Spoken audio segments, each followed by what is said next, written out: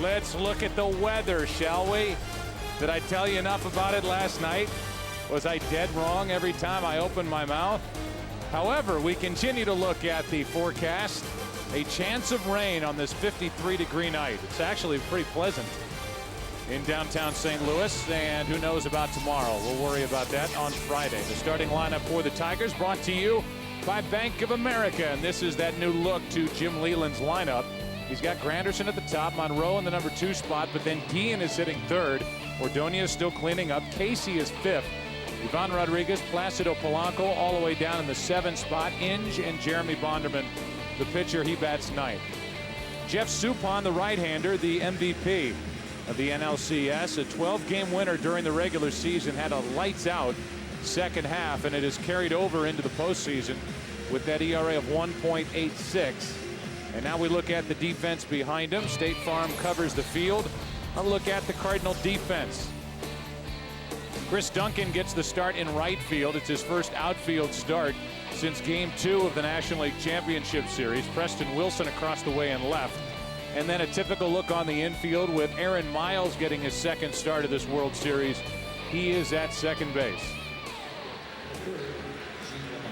Right down the street, Anheuser-Busch in the 2006 World Series, brought to you by Budweiser Select, brewed longer for a bold taste that finishes clean. Expect everything. Curtis Granderson just getting some of the nerves out, making new friends down behind the Detroit batters on deck circle, and he is set to go and lead it off and try to do something about this Tigers team average of 185 during the World Series. Little soup call from the fans here in St. Louis, and ball 1. Granderson, Monroe, and Guillen. If anybody gets on Ordonez. Played 3 games. The Tigers have scored 5 runs. A little floater caught by Eckstein. 1 out. Here are tonight's MasterCard keys to the game. A collective effort needed from the Detroit Tiger offense. And for the Cardinals, they're going to try to continue to force mistakes and capitalize. 5 errors for the Tigers and 5 runs scored by the Tigers. 3 of those errors, by the way, by their pitchers. Here's Monroe, who has homered. Did that in Game 2. But at the top of this lineup for Detroit, an .088 average. 3 out of 34 so far in this World Series. He hit that home run in Game 2 to help Kenny Rogers. He grounds to the shortstop Eckstein. 2 out. So Monroe, who homered at the end of Game 1, homered at the beginning of Game 2, is out number 2 here in game number 4. Only 2 homers that the Tigers have hit in the 3 games, both by Monroe.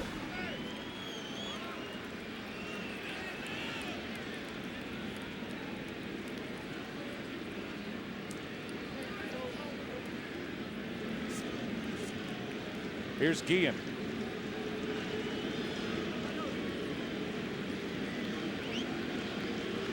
Carlos Guillen is a .370 career postseason hitter, which is the highest among all active players that could be playing in today's game. But there are only 2 teams playing in this World Series, the Cardinals and the Tigers, and Suppan is working on a quick first inning. Guillen moved into the 3-hole by Jim Leyland. Jim saying that had the Tigers hit over the first 3 games, Guillen's best spot is the number 5 hole, but they're not hitting. Inside corner 0-2. 6 pitches, that's it so far in the first inning for Suppan, and he's got good movement. Nice tail to that fastball, and the count's 0-2.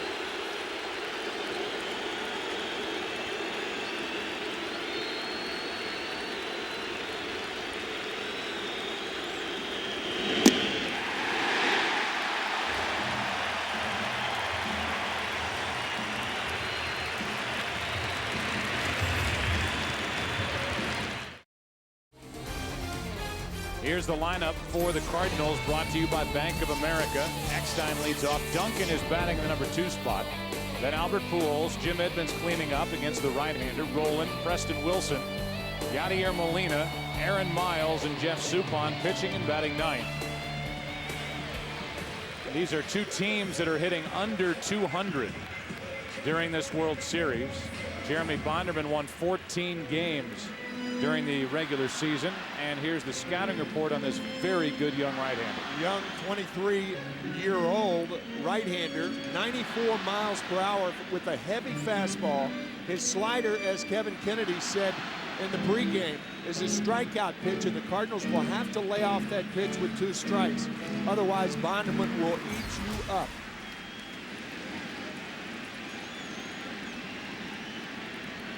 Bottom of the first inning, no score, and a fastball pumped in there at 95 miles per hour. Strike one on Eckstein. Eckstein was hitless in this World Series until game 3. He had 2 hits. And that last point on your scouting report, too strong. His fastball looks awfully strong. It counts 0-2. Yeah, he's answered that. As you said, 12 days since his last start. A defensive swing by Eckstein just to stay up there. Cardinals hitting 196 as a group in this World Series, and the Tigers 185. So pitching has dominated.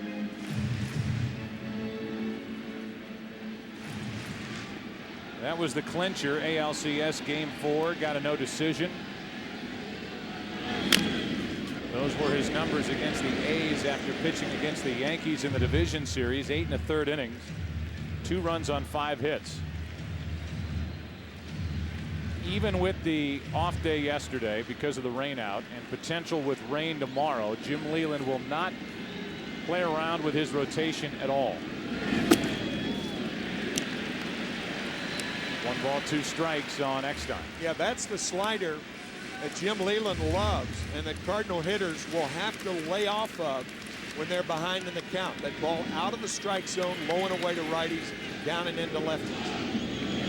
Eckstein hits it down the left field line into the corner. It is foul.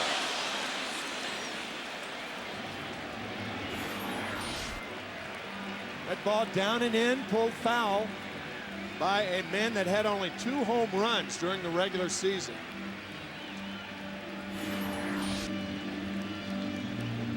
Has 1 during the postseason. Playing with an injured left shoulder, the 1-2 pitch. This is Eckstein at his finest. Count went to 0-2, and now he is making Bonderman work for this first out.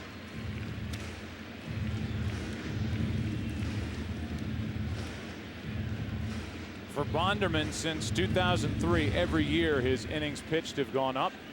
His ERA has gone down. The 1-2, 2-2.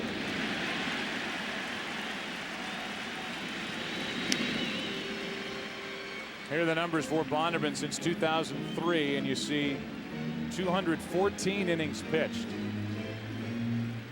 during the 2006 season, and his ERA has been steadily going down, down, down as Eckstein chunks it over to third. Tough play for Inge. Base hit. That was the slider, the 2-2 slider check swing. Eckstein puts it in play. Fine play by Brandon Inge, but no way to get the speedy Eckstein. And a good play, Tim, a good play by Casey on the other end to come off the bag and save the throw from Inge, which was headed down the line.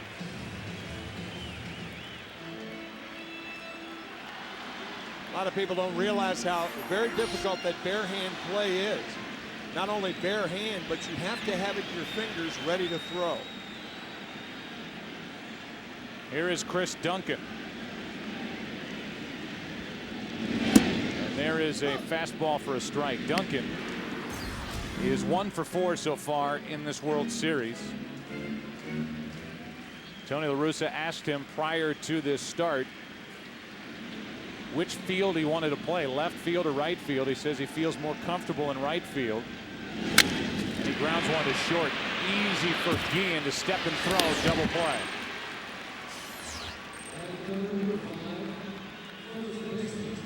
You know that Carlos Guillen is playing short. State Farm covers the field. A look at the rest of the Tigers defensively. It's Monroe in left, Granderson in center, and Maglio Ordonez in right. Inge at third, Guillen, Polanco, Casey. Ivan Rodriguez battling a sore hip, catching Bonderman. You saw that note at the top. Maybe you did, maybe you didn't. 5 errors in this World Series, 3 by pitchers for the Tigers. Here's Pujols. Good pitch from Bonderman, strike 1. Sometimes key plays come early in the game as Pujols whiffs that slider. But how important was that double play early? Double play in front of Albert Pujols. Boy, 2 nasty sliders. Woo. He has fooled Pujols, and he's missed as badly as he's missed all postseason. Oh. 2 out, nobody on. Bonderman trying to pitch around that leadoff infield single, and he deals a fastball for strike 3, 96 miles per hour, and it jumped after 1 here in Game 4. Tigers and Cardinals, no score. An assortment of pitches for Jeff Suppan. Fastball, cutter, curve, and changeup. He is pitching with a world of confidence coming off those 2 fabulous starts against the Mets in the NLCS. And he starts this second inning by facing Maglio Ordonez, who takes a strike over the outside corner. It will be Ordonez, Sean Casey, and Ivan Rodriguez against Suppan, who had a 7-pitch first inning. 0-2. When the Cardinals picked up Jeff Suppan, he was a 29-year-old right-hander who was known as more of an innings guy.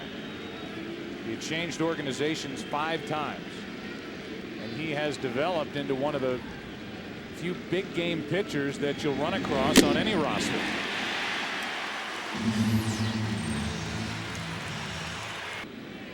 Pitching around a key error in the bottom of the 6th inning committed by Rolen after Rolen had been robbed of a home run by Andy Chavez, kept it 1-1. His right arm has pushed the Cardinals into the World Series because of that effort. Ball 1 to Sean Casey. There is no question about it. Bases loaded and 1 out in that game in the 7th inning. Had the strikeout and the ground out. And then the Molina home run put the Cardinals in the World Series. The 1-0 to Casey. Is it high in the air to right field? Might go. Back at the track. At the wall. Casey is homered to put Detroit on top 1-0. Sean Casey, who hit 5 with the Tigers down the stretch, gets his first of this postseason. Batting in the number 5 spot, he has put Detroit on top. Yeah, I was just going to say, watching the Tigers take batting practice tonight, the guy who was eye-popping with his at-bats was Sean Casey. Keep in mind that Sean Casey is a lifetime 300 hitter for the Reds, down and in. All a left-handed hitter has to do is drop the bat head on it, and Sean Casey puts the Tigers up here in the 2nd inning. Now 6 for 16 against Suppan with 2 home runs. That was his 2nd. And he puts Detroit out in front here in St. Louis in the 2nd. A ball to Rodriguez. That looked like a slider that was meant to be around the hands. Instead, it was down and in. And Casey took care of the rest. Here's a 1-0 to Pudge Rodriguez. Fouled off to the right. Casey hit 3 home runs. Here's the reaction from the Tiger bench. 3 home runs with Pittsburgh and only 5 after getting picked up by Detroit. Not known as a power hitting first baseman, but that was a timely shot for Detroit, down 2-1.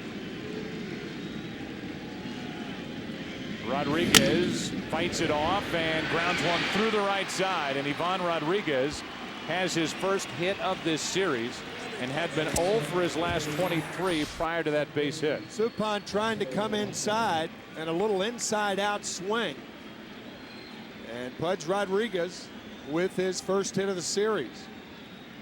First hit in 6 games, as Joe said.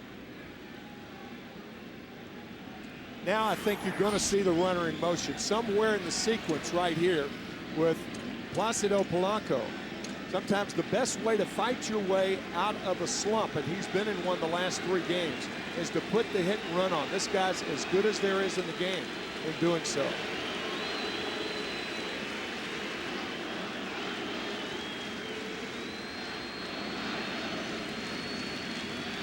Polanco hitless in this series, the MVP of the ALCS, and a check on Rodriguez. You know that La Russa is thinking along those same lines with his buddy Leland in the other dugout. Yep. Good contact hitter at the plate, a struggling contact hitter at the plate. Try to get something going on the bases with a hit and run. In for a strike from Suppan.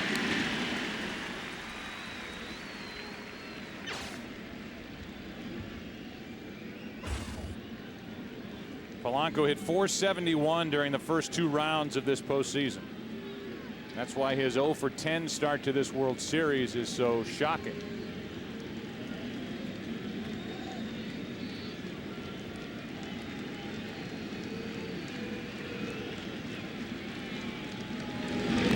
Polanco pops one into center. Edmonds is back to get it.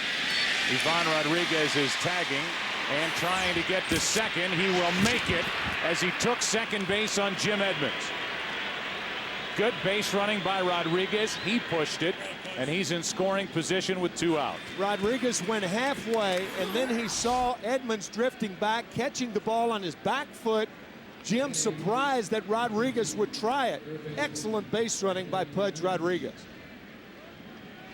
Boy, that is a terrific play by Rodriguez. Not many guys would do that. Watch him go halfway.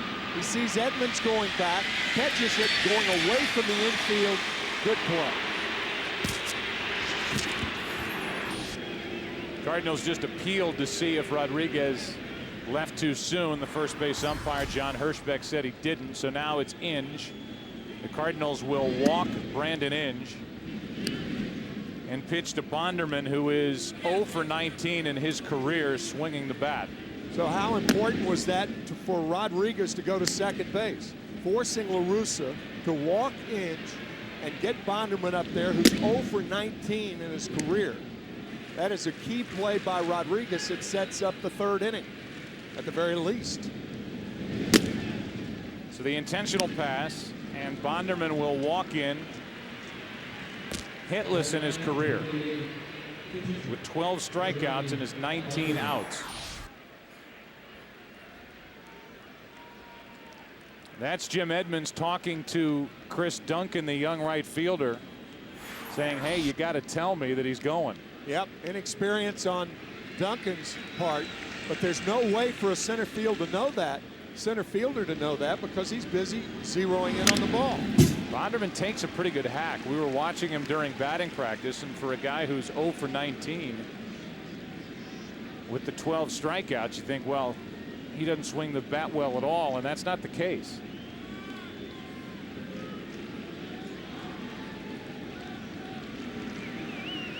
Lead runner is Rodriguez. Inge on at first, 2 out. 1-0 Tigers on the Casey home run.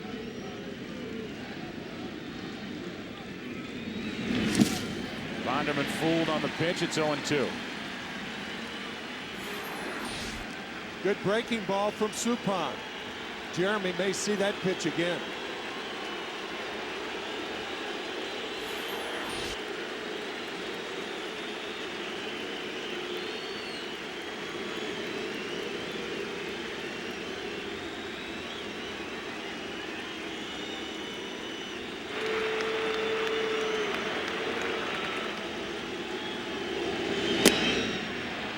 Took a fastball outside, ball 1.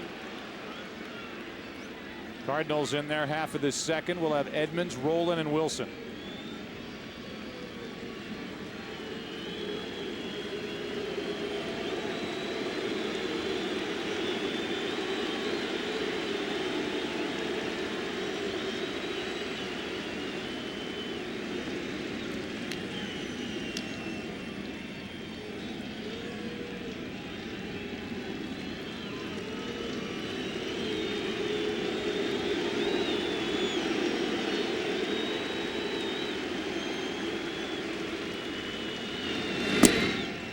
Ball 2. On deck is Granderson, who hit a soft line drive to short to start this night.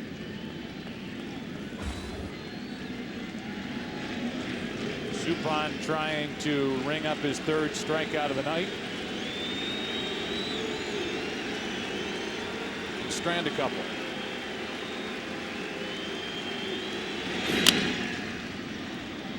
Still 2-2.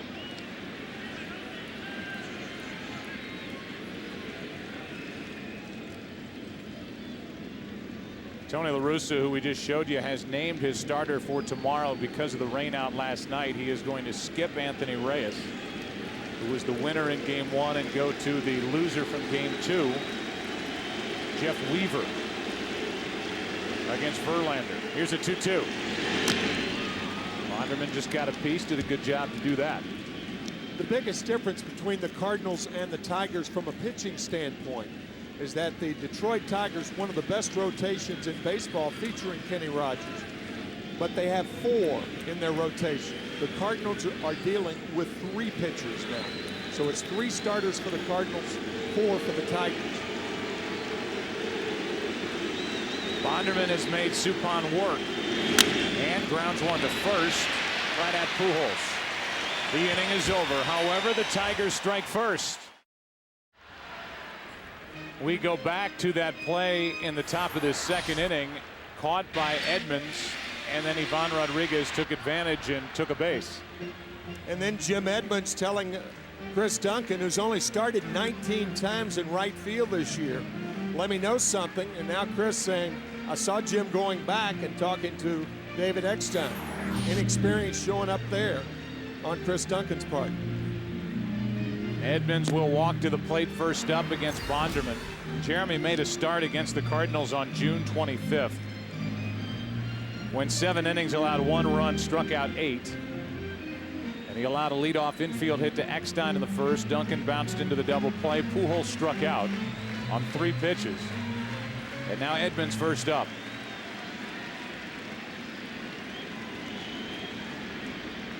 Edmonds, who played in only 4 games during the final 6 weeks of the season, has answered the bell every game in the postseason for the Cardinals. Tony La Russa did not know what to count on from his center fielder, the 8-time Gold Glove Award winner, and he's been there every day now. And he goes after the first pitch and fouls it, strike 1. First pitch has been so crucial for Edmonds in this postseason. When the count has started 1-0, he's hit 400, make it 500. When it started 0-1, Edmonds is hit 240. The count is 0-1 with Rolen on deck. That's why you hear pitching coaches say, get ahead of the hitter and try to get the first out in the inning. Get the leading lady. 1 ball, 1 strike. That was an expression of Joe Becker, who was a pitching coach back for Leo DeRocher for the Cardinals for 1 year. Let's get the leading lady, guys. Every time you left the dugout, get the leading lady. Never got old, I bet. No, didn't. The 1-1. Edmonds, good rip, fouled it back. Strike 2. Edmonds so far in this World Series 4 out of 9, and he had the key hit in game 3 with the bases loaded and 1 out against the lefty Nate Robertson. Put the Cardinals on top 2-0, and at that point, the way Carpenter was pitching, as Jim Leyland said, they could have been hitting for 2 more hours and not scored any runs on Carpenter. That slashed foul.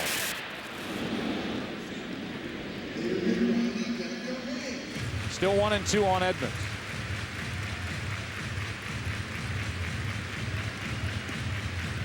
Bonderman very impressive in the early going after that 12-day layoff. Once again, that slider down and into left-handers, low and away to right-handers. His favorite pitch when he's ahead in the count. He's ahead in the count right here.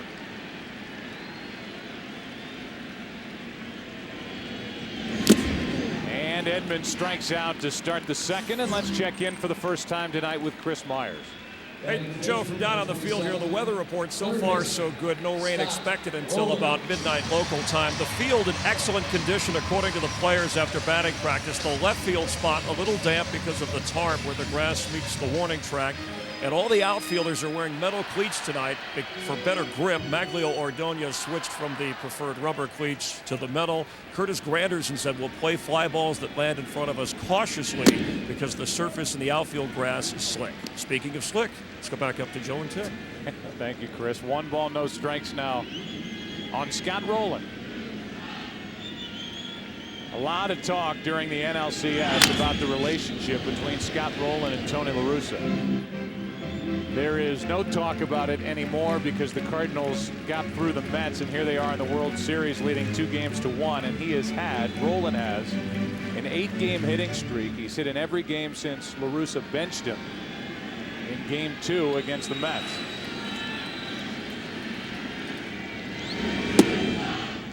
A little high and tight, 2-1.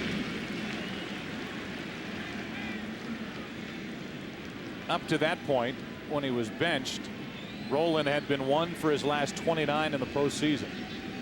So he has turned it around. And he gets under it, pops it foul, and that ball will get out of play. 2-2.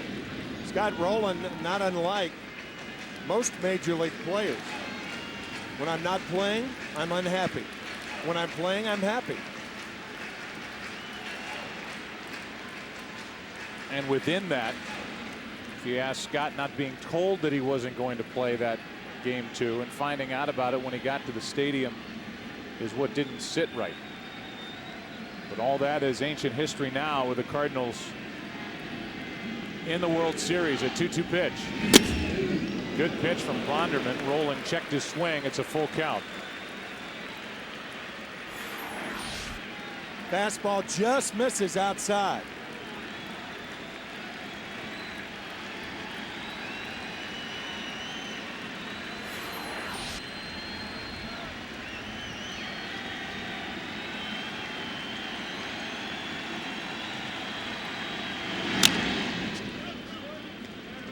Still a full count with Preston Wilson next. Rolen part of that combination who, with Jim Edmonds, combined to go 1 for 30 in the World Series against the Red Sox in '04 without an RBI. Including Edmonds' strikeout in this game, they are a combined 9 for 23 with 5 RBIs, helping to support Pujols and the rest of this lineup. Against the Tigers, 3-2 pitch is grounded foul again.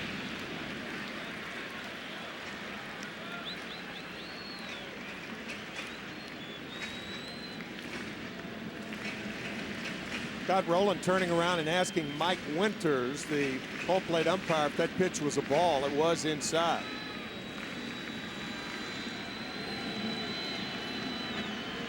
Another 3-2, another foul ball.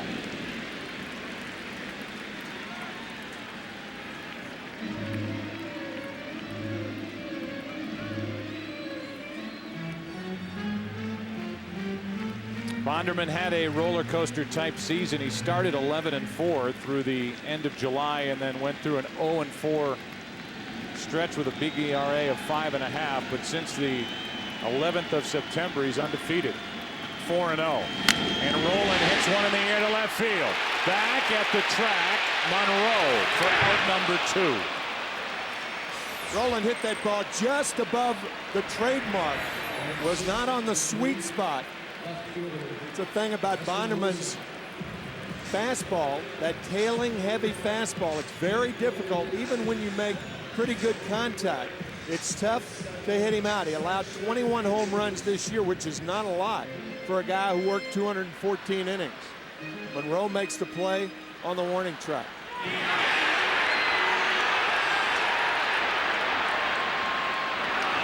False alarm. Now Preston Wilson with 2 outs. Takes high ball 1. Preston had to wait 1,083 major league games before he finally got to the postseason. This World Series 1 for 7 in the postseason, 6 for 32. With just 1 RBI. 1-0 pitch.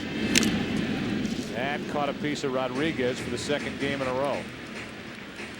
It was his right thigh in game 3, and that ball looked like it hit him on the right foot.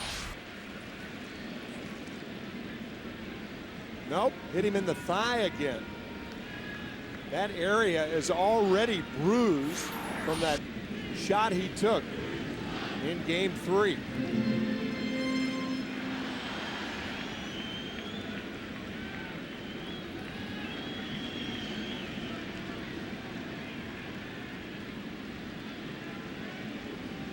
Here's a 1-1 on the inside corner, strike 2. Bonderman with 2 strikeouts, and he's allowed just the infield single. And Bonderman's going to need the tongue depressor or something to get the mud out of his spikes. And the one guy who loves that is Ivan Rodriguez, flipping his mask off. And that's what happens when you get hit so many times. You get mad back there. You could see him grabbing his thigh. The last swing by Scott Rowland. Mark Mulder is wearing a microphone for us in the dugout. Had this to say as that ball fell short and left. Scotty hates it if you go, hey, good swing. It was a good swing, I would have hit a homer. And so true with Rowland, who is a very smart and funny guy, and he just missed it. A guy who had 2 surgeries on his left shoulder last year. They told him it'd be a full year before he felt 100% healthy. Got off to a great start. And tapered off down the stretch. This crowd is getting restless while Bonderman takes his time getting the mud out. Before the game, Lou Brock, part of that '68 World Series between the Cardinals and the Tigers, throughout the first pitch. What a player. 1-2 pitch. Wilson gets a piece. It was Lou Brock's criticism of not sliding in game 5 in 1968, 37 years ago. And I'll tell you, that's a myth that has been perpetuated over the last 37 years. He should have gone in to home plate against Bill Freehan standing up. He was out, and Freehan deserves the credit, and Brock does not deserve the criticism. The 1-2 pitch outside, 2-2. On deck is Yadier Molina.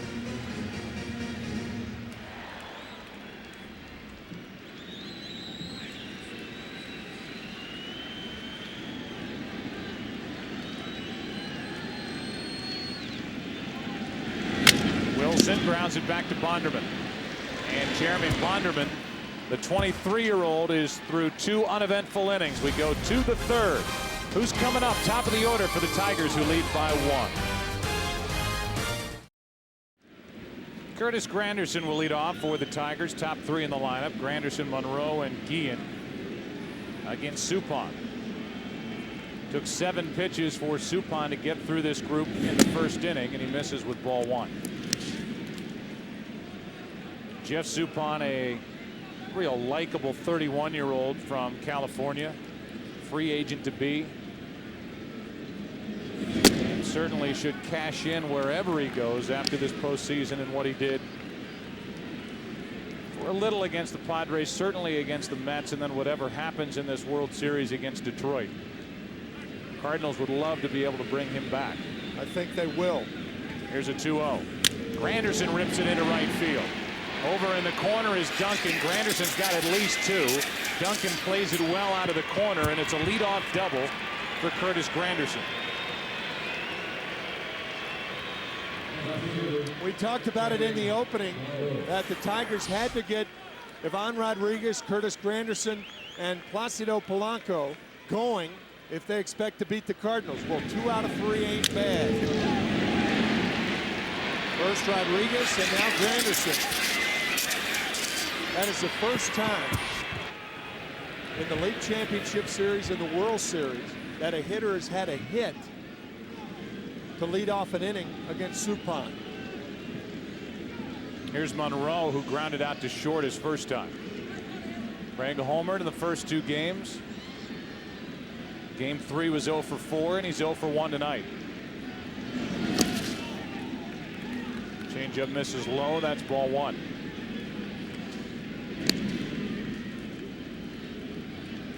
So there are the numbers as Suppan gives up the leadoff double. And for Monroe, he's been a .211 hitter on the road during this postseason with 1 of his 5 home runs.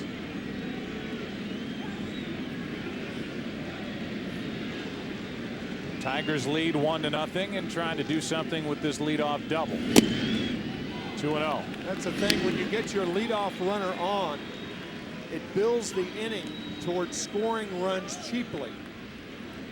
You can't score a run with 2 outs on a ground out, but you can with 1 out if the runner's at third base.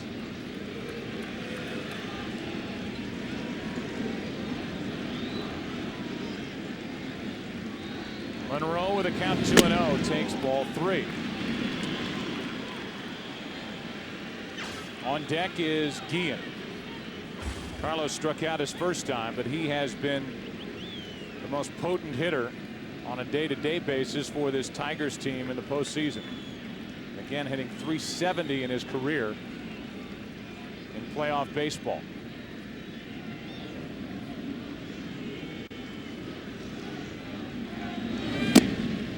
Three and 1.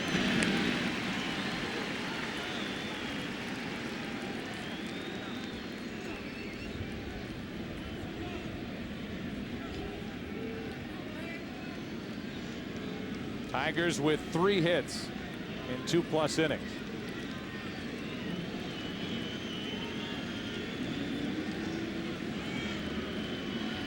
Monroe grounds to the left side.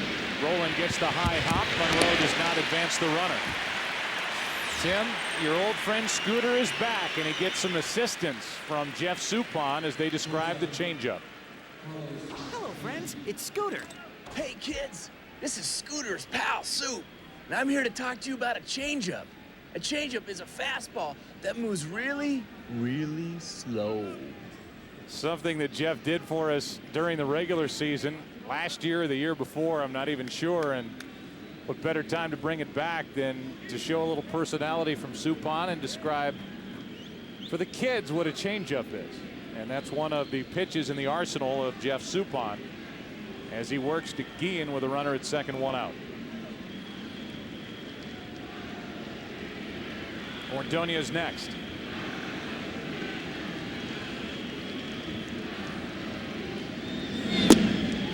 Low, ball 1.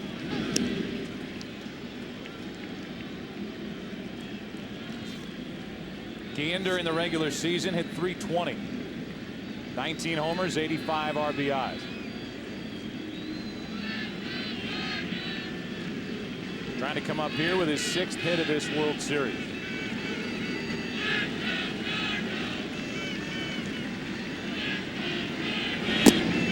Down and in, 2-0. We haven't talked about the defense of the St. Louis Cardinals as far as their vulnerability is concerned. Chris Duncan with only 19 starts in right field, 40 in left. And you mentioned earlier that Tony La Russa gave him his choice. And he is in right field, and he is not a good defensive outfielder. Still learning the position of playing the outfield. Normally a first baseman. Good speed out at second base for the Tigers, and Granderson, 2-0 pitch. 3-0. On deck is Ordonez, a guy who has hit well in his career against Suppan. 17 out of 44 with 2 home runs. Suppan fell behind Monroe 3-0, came back and got him on a ground ball to third. Now it's 3-0 on Guillen.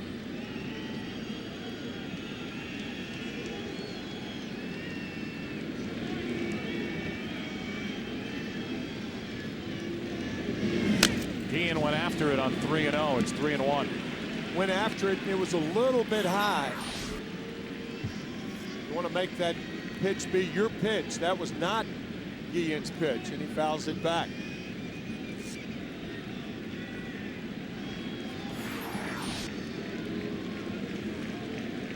Crowd is quiet with a count of 3-1 on Guillen, and the Cardinals trailing 1-0 here in the third inning.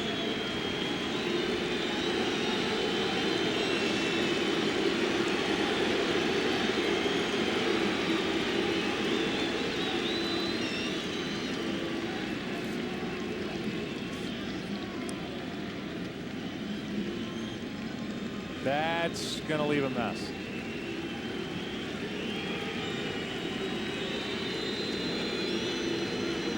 And Guillen's getting frustrated with Suppan, who's taking a long time and getting a sign from Molina. Yadier Molina, the 24-year-old catcher, has been getting better and better at calling games, and it's something that Dave Duncan and Tony La Russa are very hard on their catchers about.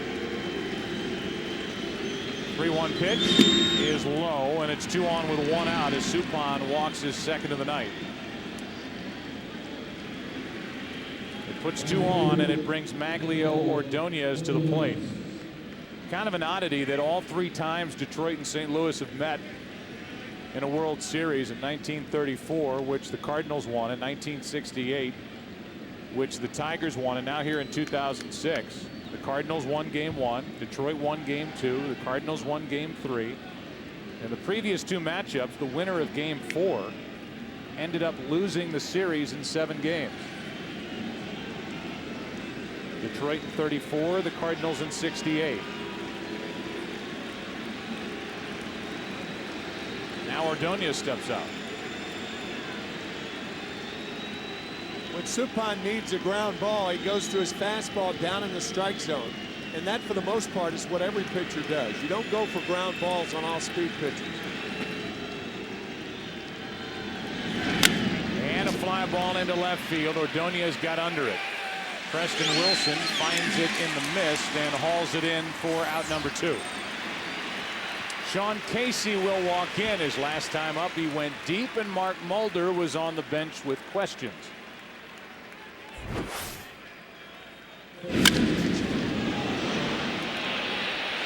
Oh, what was it? Changeup?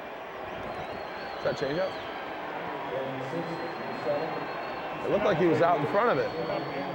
Because it was down and in. The pitch was supposed to be right there. It ended up down there.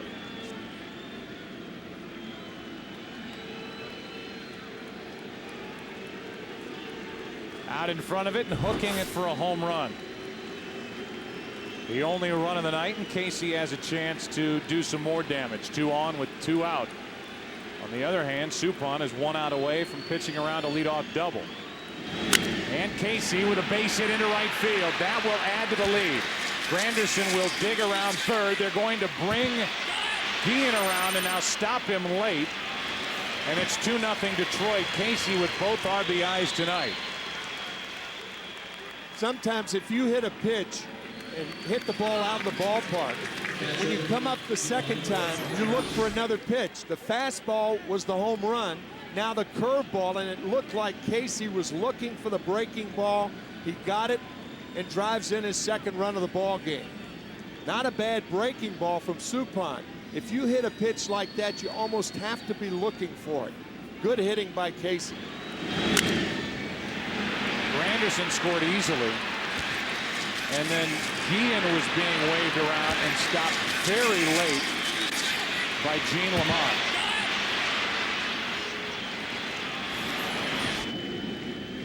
Now Ivan Rodriguez, first and third, 2 out, a chance for more, and Rodriguez takes a fastball for a strike.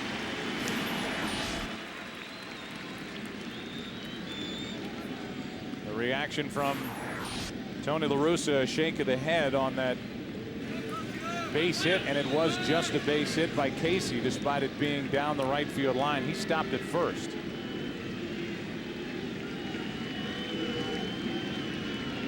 The 0-1 to Rodriguez. Checked his swing on a ball in the dirt, 1-1. Cardinals in their half of this third will have the bottom 3, Molina, Miles, and Suppan. Casey having a big night, being talked to by Andy Van Slyke, a former Cardinal, came up through the Cardinal organization.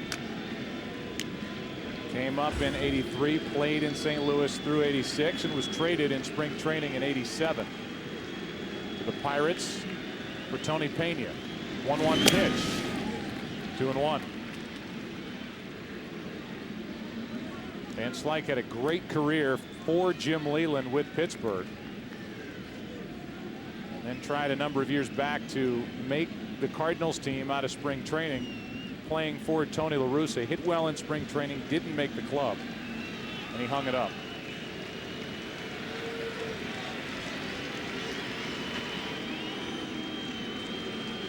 Here's a 2-1 pitch. Rodriguez, another base hit. It's 3-0 Detroit.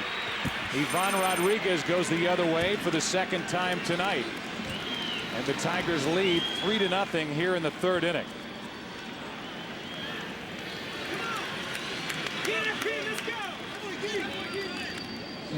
So Granderson, Rodriguez, Polanco 0 for 34 coming into this game. Granderson with a hit, Rodriguez with a second hit. And once again, the Tigers getting that leadoff runner on. And when the leadoff runner gets on, he scores 43% of the time. And after that, the percentages are cut down dramatically.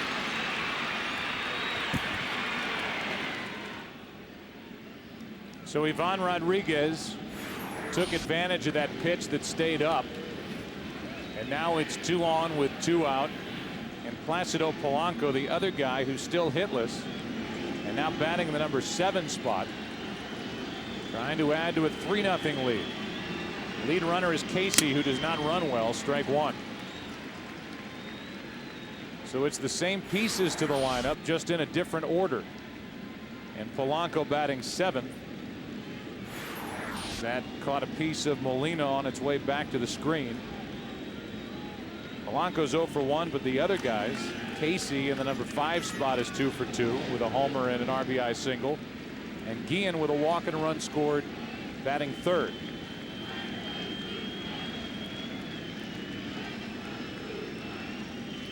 The 0-1 pitch down and away, 1 ball, 1 strike.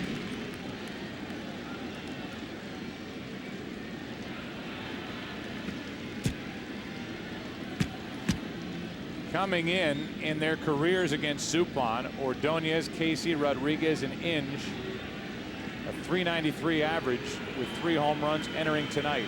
Tonight 4 for 6 with a home run and 3 RBIs. Now a 1-1. Polanco takes a breaking ball low. So this has been a struggle for Jeff Suppan.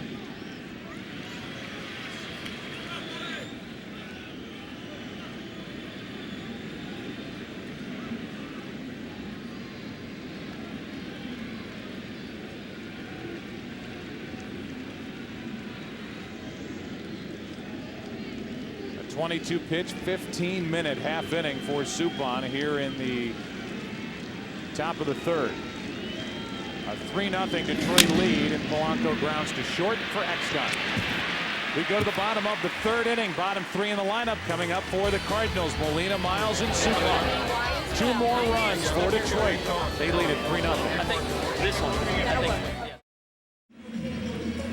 Jeremy Bonderman has given up 1 hit. It did not leave the infield. A clunker hit by Eckstein for a leadoff infield single in the 1st. He has made some good pitches since, and here he is leading 3-0 and dealing a breaking ball for a strike to Yadier Molina, who's had a great postseason, hitting .319 after going the entire season hitting .216.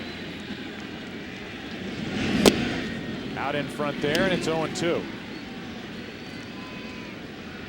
Molina, Miles, and Suppan, the 7, 8, and 9 hitters.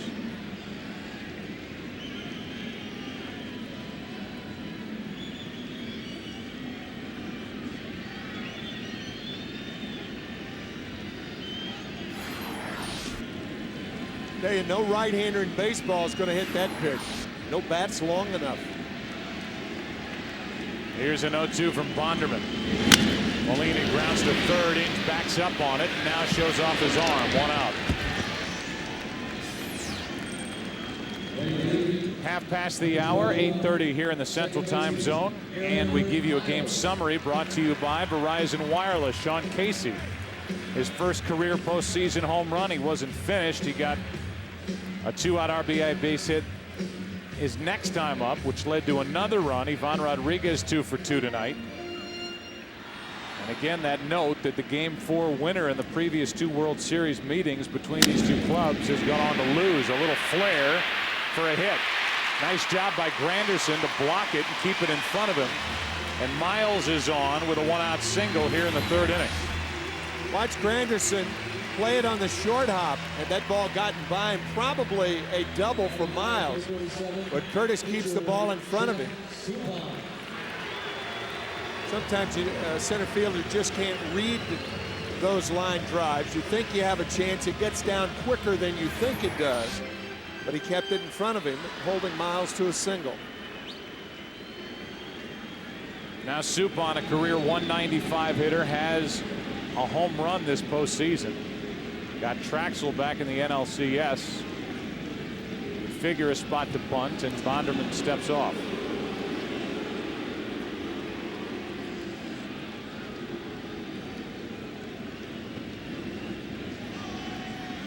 Hit and run. Throw down to second, bounces in, and Miles is safe. Aggressive by Tony La Russa here in the third inning. Especially when you're trailing by 3 runs. Suppan fails to get the bat on the ball. A short hop, and Guillen can't come up with it. That is very aggressive when you're trailing by 3 and use a hit and run with a pitcher who doesn't make much contact. Miles in there. It goes down as a steal, and obviously a stolen base attempt. It was the front end of a hit and run. Suppan missed it. And it is the first stolen base attempt of this World Series as we play here in Game 4. Yeah, we talked about it in the other 3 games. Against these 2 catchers, you're not going to run much, especially for teams who are not fast. And the Cardinals nor the Tigers have a lot of guys who are fast. Among active catchers, Ivan Rodriguez is #1 in his career, throwing over 44% of base stealers out. Molina's #2 at 43.5. Now Suppan swings and misses at that slider down and away. It's 0-2.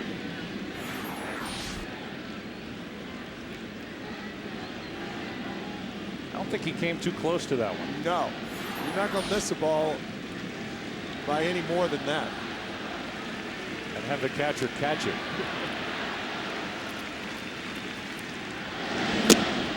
Two out, and strikeout number 3 for Jeremy Bonderman. It's going to be up to Eckstein.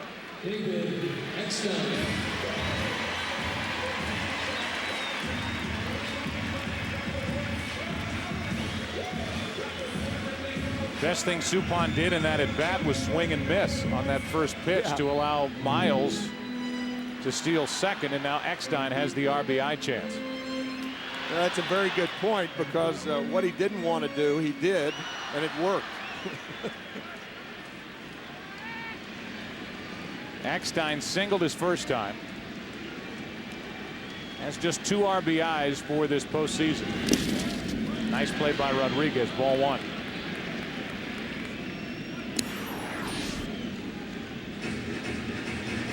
Perhaps the greatest defensive catcher in the history of the game. Not perhaps, probably. Who's fighting with him? Bench? Jerry Grody, Johnny Bench. In more recent times, I think he's better than Bench, though. John, the best all-around catcher that I ever saw. That's a cross-up right there. He'll probably go out and talk to Bonderman. And time is called. Looking for the slider. The ball hits him on the heel of the glove. That's a cross-up. Looking for the local, you get the express.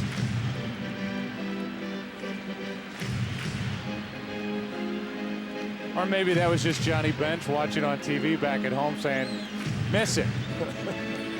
That'll show McCarver. I think if you ask Johnny, he'd tell you that Pudge, you know, if you played that position, you realize all the special things he does back there, from the throwing to the catching. Mechanically, I mean, this guy really has no peers. There's Joe Garagiola. St. Louisan at the stadium tonight. 2-0 pitch. Eckstein lines one into left, and it's a 3-1 game. Eckstein will dig for second as he delivers with 2 out.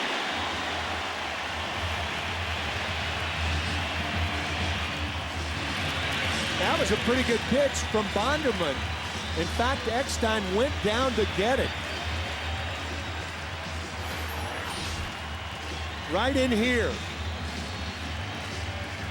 That's good hitting by Eckstein. It looked like a fastball. Scooted on that wet outfield, and the Cardinals score their first run. You see our United States Postal Service Fox tracks, and it was a 94-mile-an-hour pitch that Eckstein caught up to. Now Duncan, 2 out, and a strike hits the outside corner.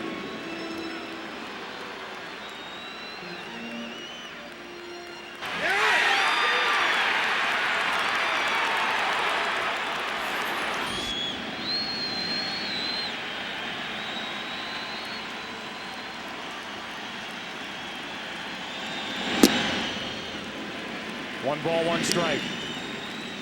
Duncan, the rookie, hit 22 home runs during the regular season. Second best total by a Cardinal rookie ever. Second to Pujols, who hit 37 in 2001. Good fastball hitter. And he takes it at the knees, 1-2.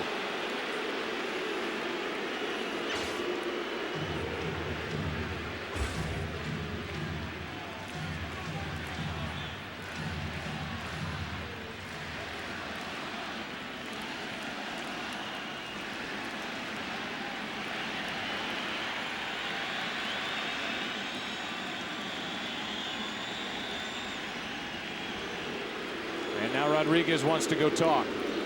Having problems again as Carlos Guillen is out to talk once again to Rodriguez and Bonderman.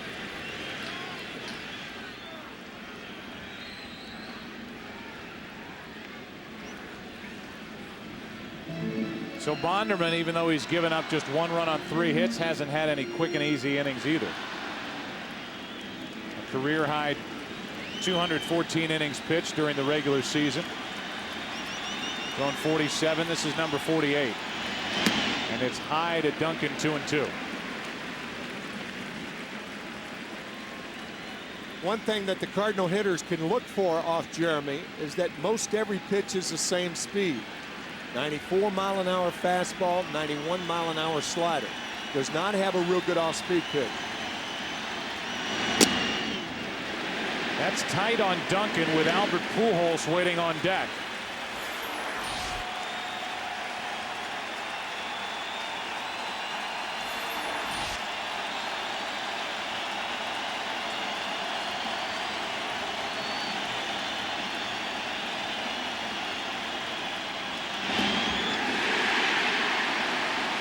Duncan works the walk to give Albert Pujols a chance here in the 3rd inning.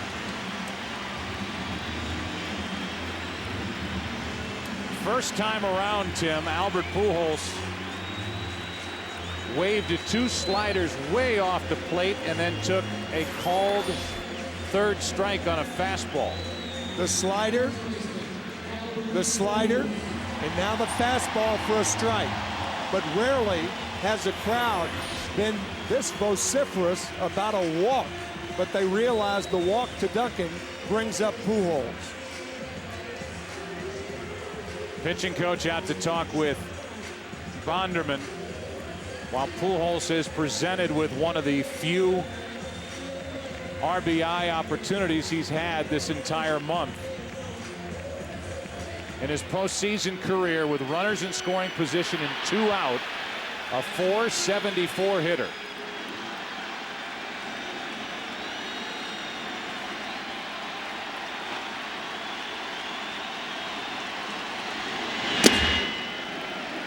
Ball 1.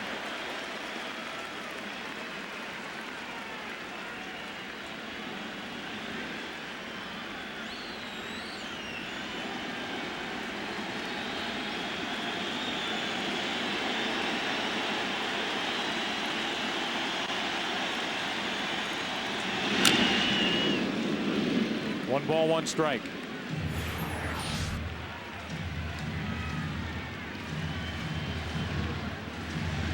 Pujols has seen 4 strikes and has not had a good read yet.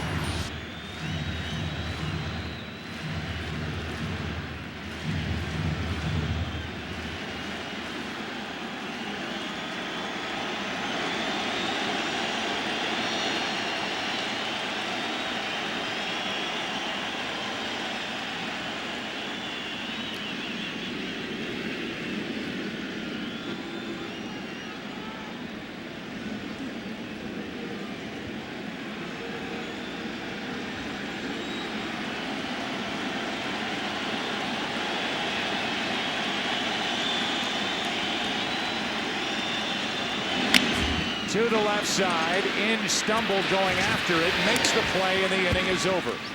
A big out picked up by Bonderman getting Pujols. The Cardinals are on the board on an RBI double by Eckstein. 3-1 Detroit.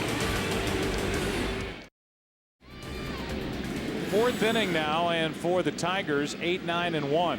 This isn't your typical number 8 hitter. Brandon Inge flies one into center. The guy who hit 27 home runs during the regular season is out number 1 here in the fourth. And we go down to Ken Rosenthal. Ken. Guys, from what we've seen tonight, the Tigers' offense is starting to look more like it did in the ALCS. Manager Jim Leyland told us yesterday he wanted to see his hitters turn on more pitches, pull more balls. We've seen that twice tonight from Sean Casey on the home run and the RBI single, also from Curtis Granderson. And for all the talk about the Tigers' lack of plate discipline, first base coach Andy Van Slyke told me yesterday that he actually wanted to see the hitters be more aggressive. Van Slyke likens the Tigers' attack to an NFL offense in a 2-minute drill with no timeouts. Quick strikes, quick results. Guys? All right, Ken, thank you. Yeah, that's been the talk. Where has all the patience gone at the plate that the Tigers displayed in the first 2 rounds? They've gone up there ready to hack. And coming into this game, they have a 185 team average in this World Series.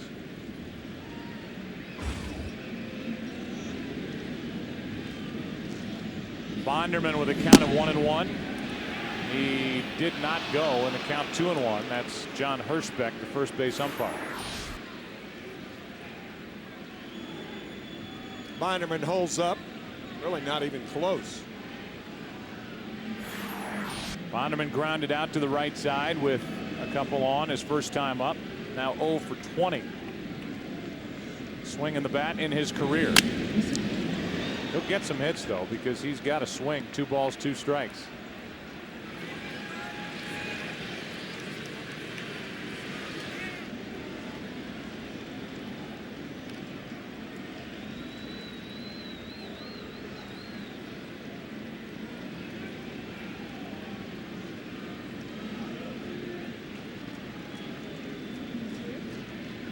On 2-2 with 1 out. A late swing and a miss by Bonderman. Strikeout number 3 for Suppan. 2 out in the fourth. Get tonight's game on DVD now at MLB.com or call 1-888-MLB-SHOP. So with 2 out, nobody on, Granderson, who has the double and started that 2-run rally that's the difference in this game in the 3rd inning, steps in. Joe, one of the key plays in the 2nd inning, not only the home run by Sean Casey, of course, but once again, Ivan Rodriguez taking second base. They walked Inge intentionally, and then the pitcher Bonderman made the last out, and that opened things up for the Tigers to score 2 because Granderson led off with the double in the 3rd inning. Ball 1 skips in there from Suppan.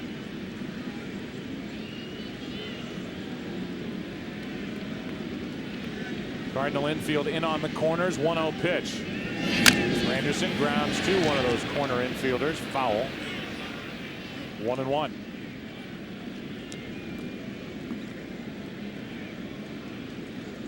Curtis, who is making just over $300,000 this season to play for Detroit and put together that .260 average, 19 homers, 68 RBIs. His World Series share will be in that same neighborhood. Yeah, he'll double his income if the Tigers come back and win this World Series. 1 ball, 1 strike, 2 out, nobody on. Suppan misses down and in.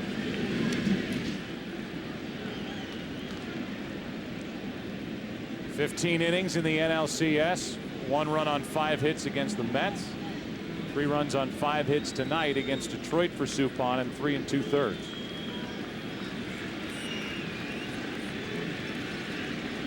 Cardinals will have Edmonds, Rowland, and Wilson in their half of this inning. Granderson fouls another. 2-2.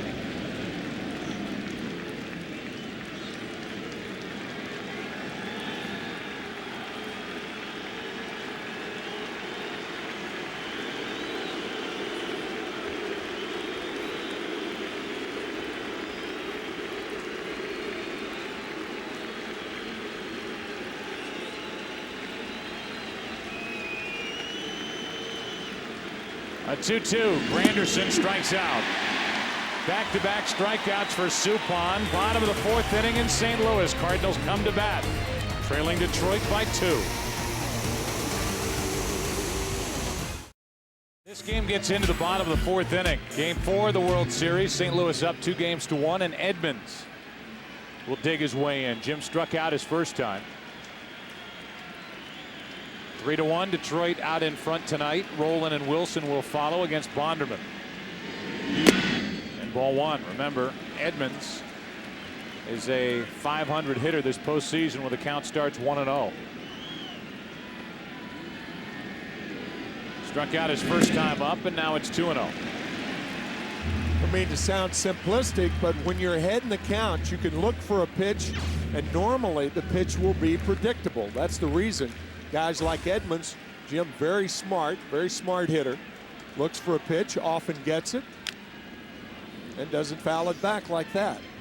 2-1. Which spoils the story.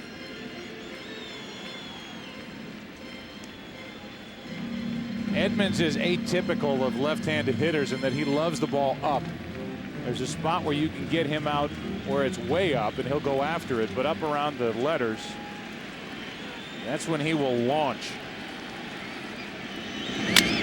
Grounds one to the right side for Polanco. Leadoff man is gone, and here's our chat with Cardinal manager Tony La Russa during the last break. Well, Tony La Russa, it looked like that last inning, Jeff Suppan started to get balls down and was pitching down in the strike zone or even out of it. He got the ball up a few times early, and that's recipe for disaster against Detroit. Yeah, I think, he just wasn't feeling quite right. He's feeling it a little bit, and when he's aggressive, he's better. That was a big RBI double for David Eckstein with 2 out to get you guys on the board to score that run. I know it presented Pujols with a chance. He didn't make good on that chance, but that was a big run for your team. I agree with you. It gives us some momentum, and they pitched them the breaking ball the first time, and they got the ball in the next time. Albert will make an adjustment, but we got the middle of the lineup. But I agree, David got us on the board, and we're in the game. A lot of talk before this game is our final question about who is going to pitch with all these rainouts and what have you. Because of the rainout last night, you have the chance to go to Jeff Weaver on normal rest tomorrow night, and that's the way you're going. Yeah, it's if he's on his 5th day, I think it's a no-brainer. It would have been short. We'll save Anthony for something else. All right, thanks for your time, Tony. All right.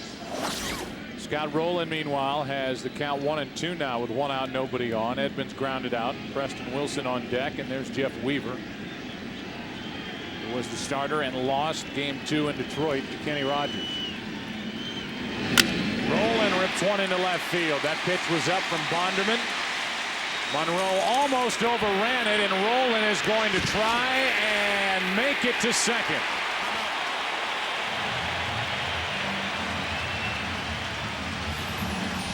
One of the National League's best base runners, a hanging slider. And Craig Monroe misplayed that ball. Had he not, Rolen has no chance of making a double. Excellent base running by Rolen. Watch the ball come back on Monroe. He had to pivot, and now the throw is late to try to get Rolen. But Rolen running hard right out of the box. That's good base running. Now it's Preston Wilson. Strike 1. Rolen has not swung the bat like this since August for the Cardinals. He stumbled down the stretch in September. The left shoulder was bothering him. It was so much so during the division series that he made mention of it to Tony La Russa.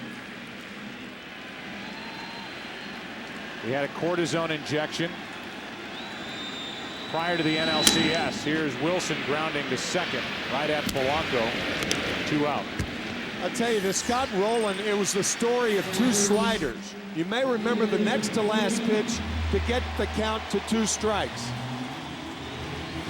And now the 1-2 pitch, a hanger on which he doubled. Rolen's now at third, and Yadier Molina will try to drive him home. Molina with 7 RBIs during the postseason, 3 out of 12 with no RBIs during the World Series.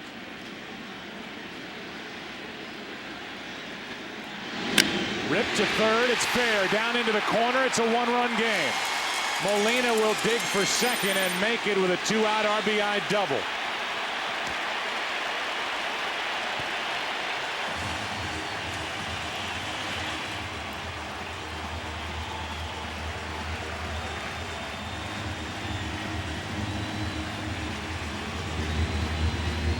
That was a fastball on the inside part of the plate. Molina appeared to be looking for it and hammers it down the left field line.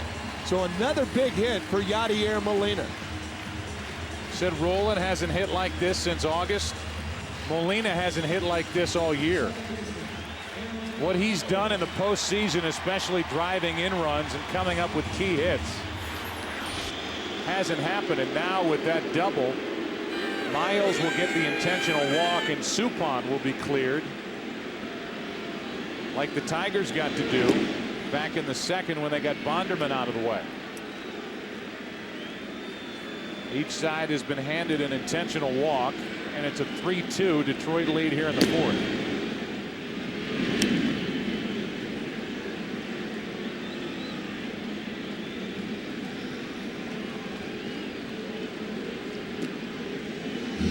So Miles, who has a hit, a steal, and a run scored, is on for the second time. And Suppan walks in. If you paid attention to our interview with Tony La Russa, he said that Suppan didn't feel good at the start of this game with his mechanics, with his release point, whatever it was, he was feeling for it. Thought he looked better in that last inning. And now his team has come back and made it a one-run game. 2 on, 2 out. Suppan takes a strike.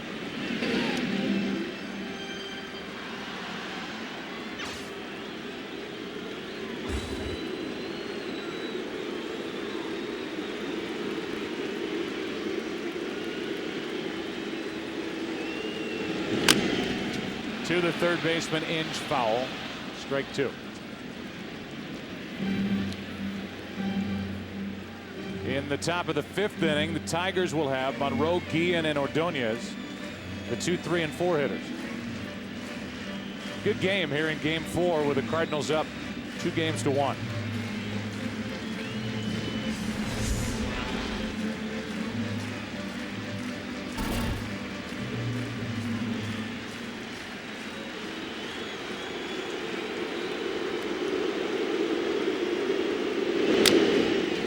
Stay fair, and an easy hop for Inge, who throws for the out. The Cardinals get a run on a 2-out RBI double by Molina. 3-2 Detroit after 4 here in St. Louis. Back after this from your local Fox station.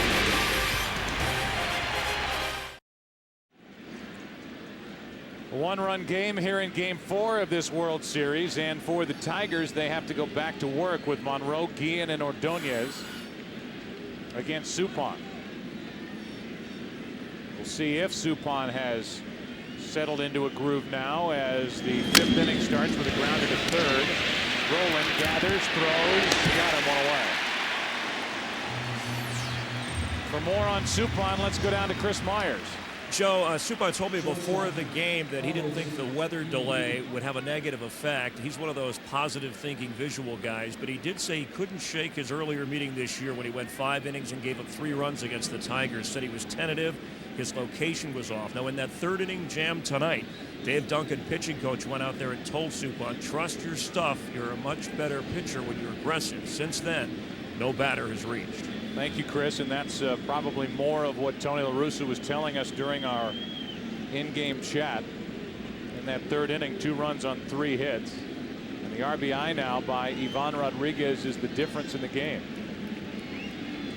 Couple of 2-out RBI hits. Guillen takes a strike. He's right on top of the plate, and Suppan got it in under his hands for strike 1.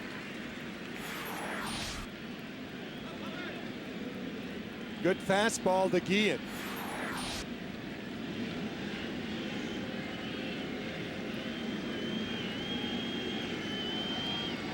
The 0-1, Guillen. Same spot, a little farther inside. 1 ball, 1 strike.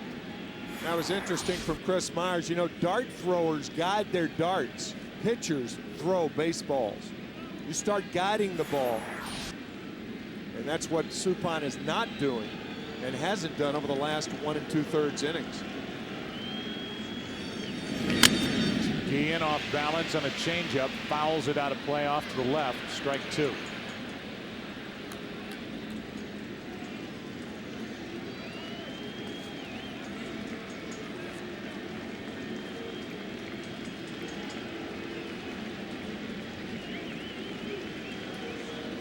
Guillen hitting in the number 3 spot. Has walked and scored and then struck out. That was back in the first. Top of the order will bat for St. Louis in the bottom of this 5th inning. 1-2 pitch. Just missed. 2-2.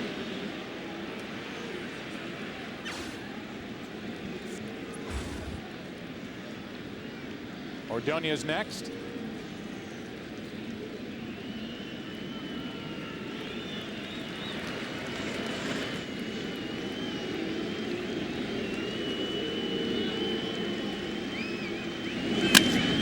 Lines one into right field. That's a hit. Duncan is there to cut it off. Throws into second. It's a 1-out single. Here is Ordonez, 1 on, 1 out. And action starts for the Cardinals in their bullpen.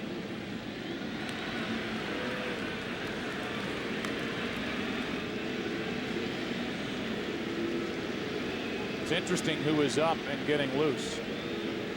That step off right there was called by the dugout. The Cardinals are trying to buy time for Tyler Johnson to get loose. On deck is Casey, who is 2 for 2 and has hit well against Suppan in his career. And the Cardinals want to get Johnson ready in case Suppan is in more trouble. May call a throw over or another step off to further give Tyler Johnson time. Drilled over the outside corner, strike 1 on Ordonez. Because if Ordonez, regardless of what he does, he gets on base or makes an out. If it's too quick, then Johnson will not be ready to face Sean Casey. So that's why Josh Kinney is now up and throwing.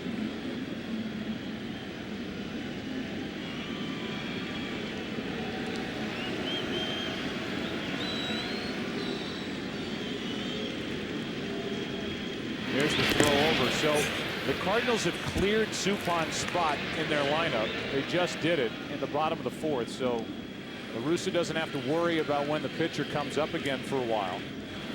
He's got Casey on deck, then Rodriguez. So he's got the lefty and the righty getting loose with a very rested bullpen after the rain out last night. And basically an off night for the bullpen, except for Braden Looper 2 nights ago, with Carpenter pitching. Yet another throw to first base.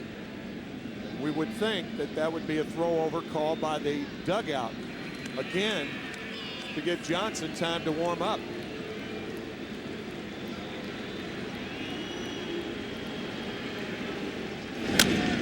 Ordonez fouls it, strike 2. It's only 70 pitches for Suppan. But it's more the matchup that could present itself here with the next hitter in Sean Casey if Ordonez does something for Detroit.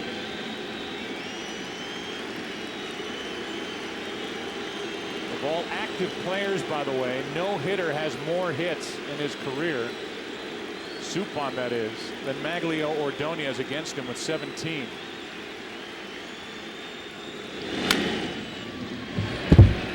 Still 0-2.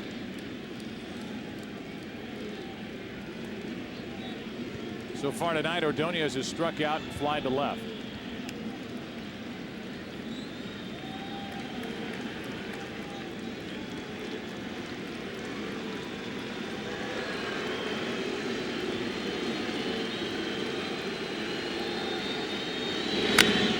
Fly ball into left center field for Edmonds. That's out number 2.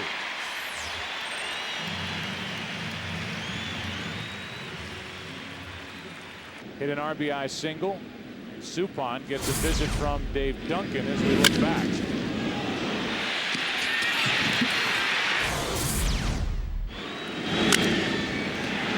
That 2-out RBI hit saved the Tigers, who were in the process of wasting a leadoff double by Granderson, and then Casey was followed by Rodriguez, who got a base hit to right.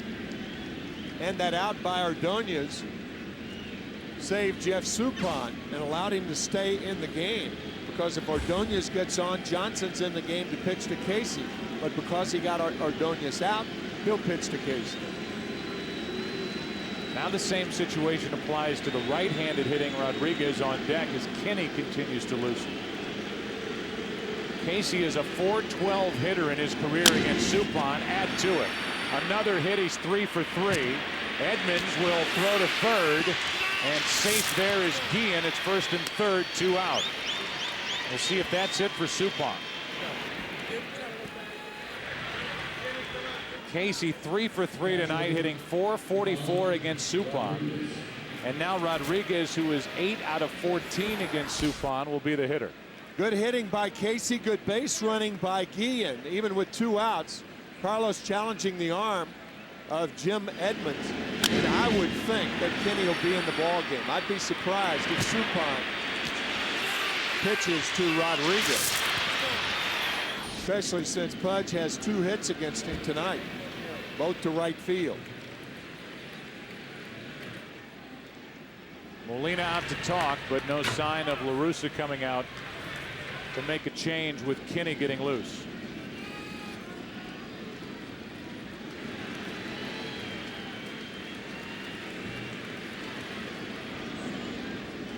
Looks like La Russa will stay put, and it will be a matchup of Suppan and Rodriguez.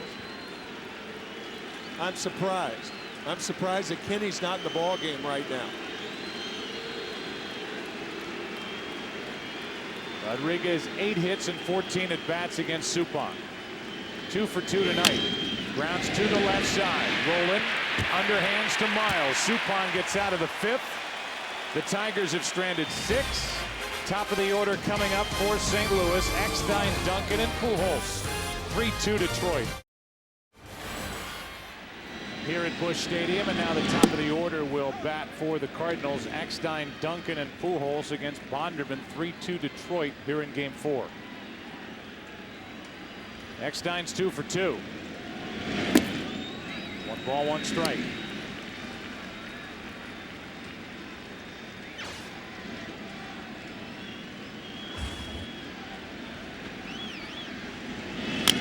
To third, and a nice pickup by Inge. 1 out. Jim Leyland was nice enough to join us for a chat during the last break. Well, Jim Leyland, you changed your lineup around tonight, and it has paid off. Guillen has been on base twice, and Sean Casey's had a huge night for you out of that number 5 spot. Yeah, it was nice to see Pudge Rodriguez get a couple hits. I was hoping for one more there. I was hoping he could repeat what Sean did and get the 3rd one, but yeah, you know, so far it's helped out a little bit. It's easy to forget because you see the talent of a guy like Jeremy Bonderman. It's easy to forget that he's only 23 years old. How would you rate his performance so far tonight? Well, I think he's fine. You know, he's a real aggressive guy, and sometimes that works for him, and sometimes it works against him. You know, so every once in a while you got to calm him down. You know, he wants to rush a little bit. Sometimes he wants to see the results before he throws the pitch. All right, thank you, Jim. Sure. Jim Leyland, manager of the Tigers. We have seen 2 quick outs. Good play by Inge, and the ball hit by Eckstein on backhand. And then Duncan chopped one to Polanco, 2 out. And Pujols bats with the bases empty. Had a chance last time up with 2 on and 2 out, grounded out, ball 1. Bonderman so far has challenged Albert Pujols with fastballs. He struck him out on 1 and then jammed him with 1 the last time up. 2-0.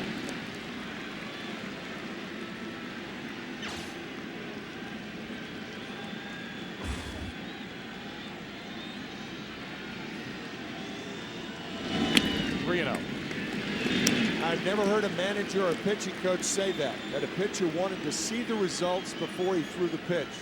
If that's not a definition of rushing out there, hitters do the same thing. That's low and a 4-pitch walk. 3rd walk handed out by Bonderman, and it gives Edmonds an at bat here in the 5th. Take a look at the Travelers in sync box score for the Cardinals. Eckstein 2 out of 3 tonight. Duncan hitless with a walk. Same for Pujols. A double for Rolen, an RBI double for Molina, and a run scored by Miles when Eckstein drove him in back in the 3rd inning.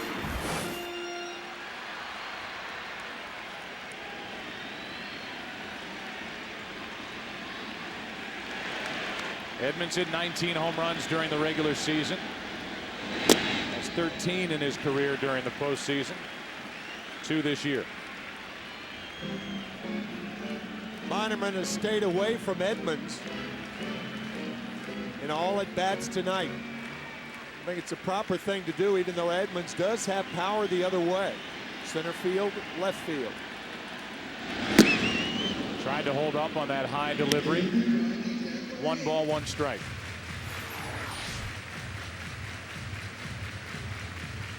Didn't want to, but did.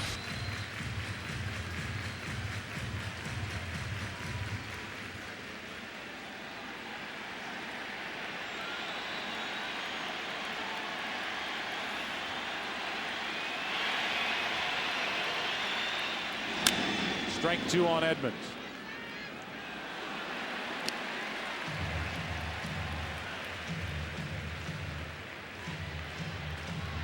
When Edmonds has hit behind Pujols this postseason, an average of just over 200. St. Louis tonight, 2 runs on 5 hits. Detroit, 3 runs on 7 hits.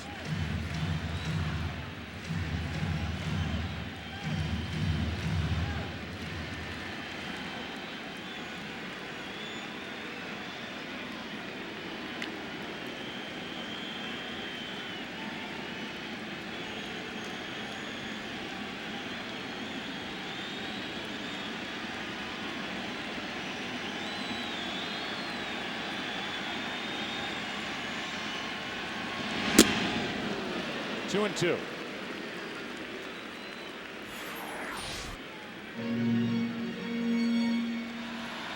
Edmonds bending out of the way of that high fastball.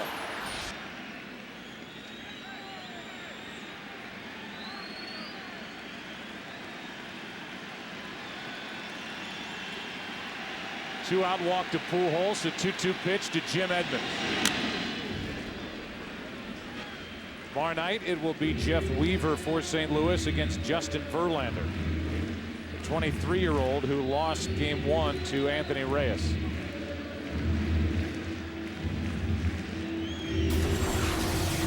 And we'll be on the air tomorrow night at 8 Eastern, 5 Pacific.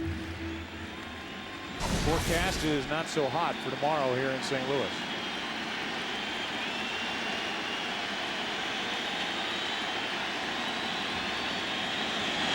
Edmonds strikes out, and for Bonderman, strikeout number 4. Cardinals have left 5.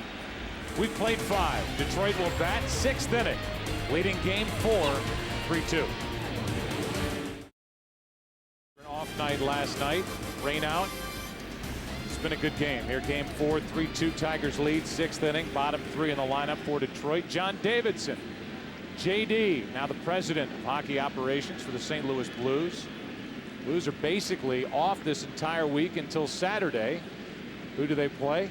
Detroit. John Davidson, a former Blue for a short while, has injected a lot of life into that franchise with Dave Checketts, the owner.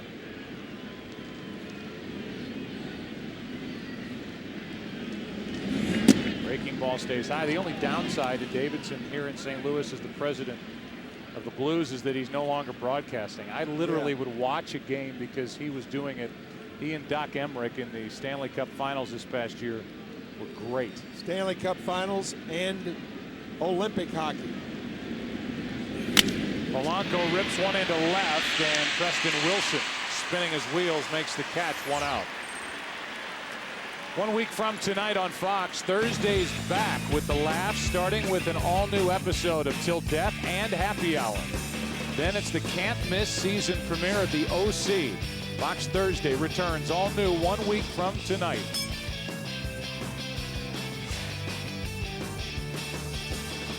One out, nobody on, and Brandon Inge will be the batter. I said before he flied to center his last time up that there aren't many number 8 hitters in any lineup with the kind of thump this guy has. Not a big guy, but 27 home runs during the regular season, ball 1.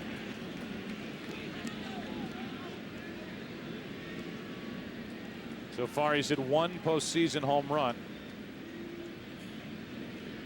0 for 1 tonight. Intentionally walked his first time up.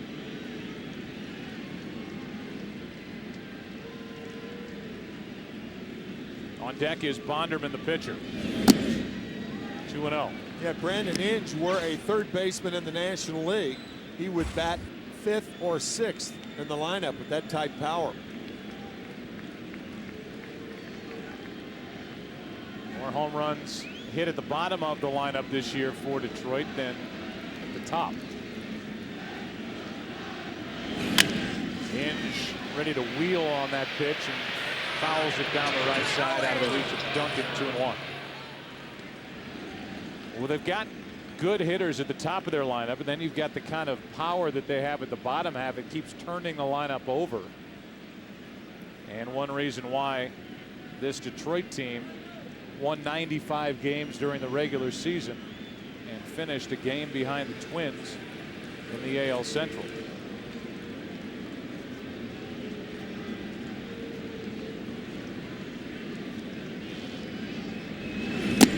That's on the outside corner. It's 2-2. That's a good fastball from Suppan right on the corner.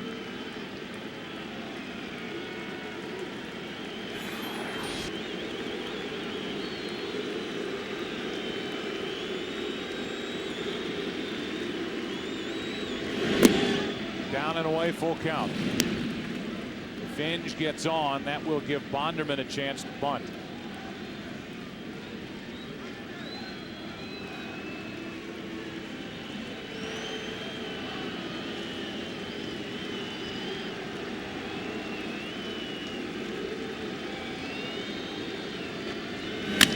Hinge grounds it up the middle, a one-out base hit. And that will give Bonderman a chance to try and advance the runner with a bunt. Fastball over the fat part of the plate. And Hinge with his first hit of the night, hit number 8 for Detroit.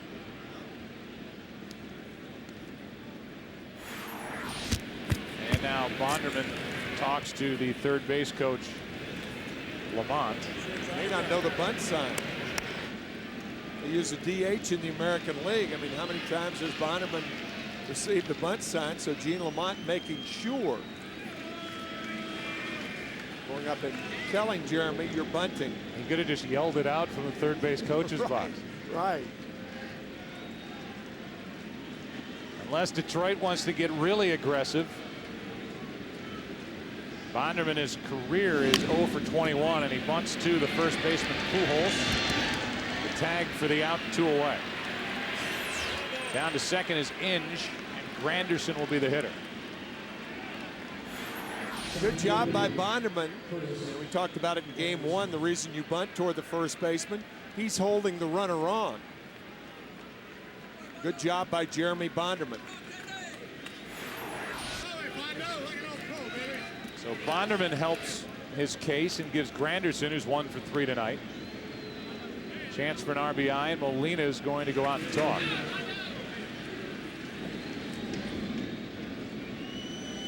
Tonight, Granderson has hit a soft liner to the shortstop, doubled and scored, and struck out this last time. No action in either bullpen as we play here in the 6th inning. As the pitch count continues to grow for Suppan, it lessens the chance more and more that Suppan will pitch as a starter again in this series.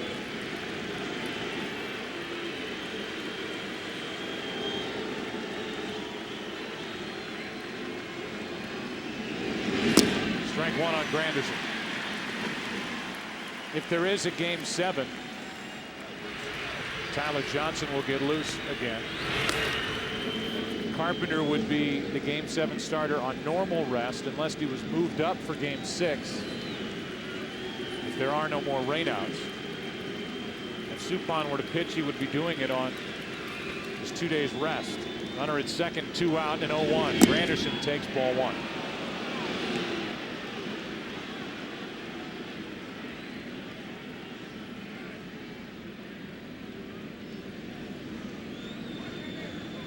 Again, rainouts or not, Jim Leyland has said whenever we play, we know who our starters will be. Starts with Verlander tomorrow. Then Rogers, then Robertson. Ground ball to first. And Pujols will make the play, just beating Granderson to the bag. And we go to the bottom of the 6th inning. Rolen is set to lead off against Bonderman here in the 6th. 3-2 Detroit here in game 4. Rolen fooled on the pitch. Strike one. Scott doubled and scored his last time up.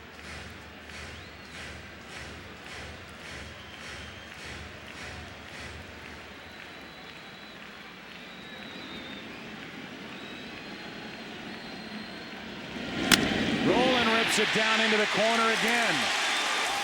Scott Rolen has his second double of the night, and it comes leading off the 6th. Bonderman went slider, fastball, and this fastball inside part of the plate.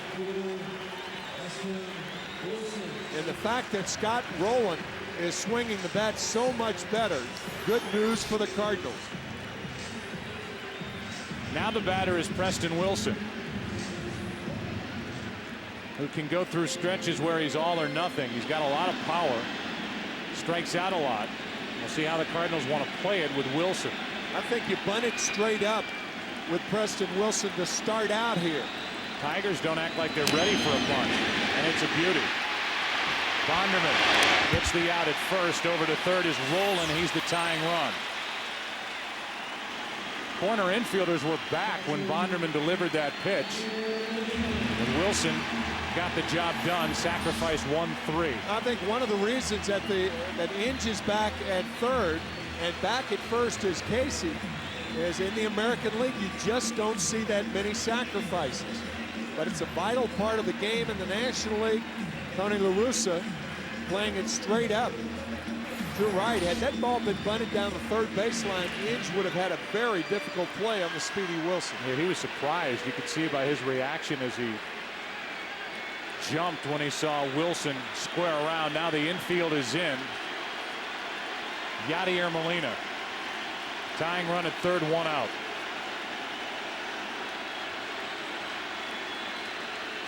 On a ground ball, Rolen probably will make the ball go through. You don't go in on contact in this situation.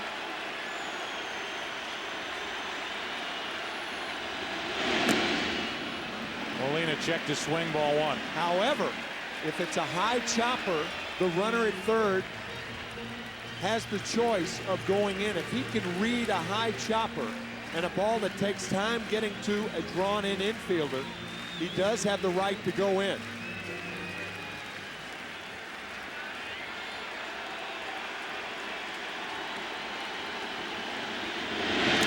Saved by Rodriguez.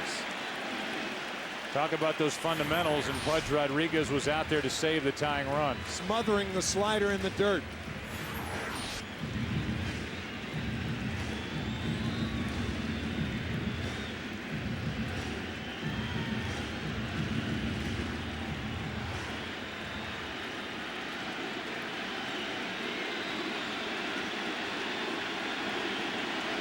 That's the thing, you try to be too fine with that slider in this situation.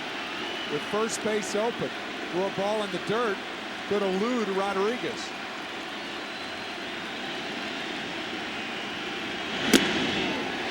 Three 3-0. Aaron Miles on deck. Then the pitcher's spot. Cardinals would obviously pinch hit, and they have a right-hander up in their bullpen, probably Kinney, and it is Josh Kinney.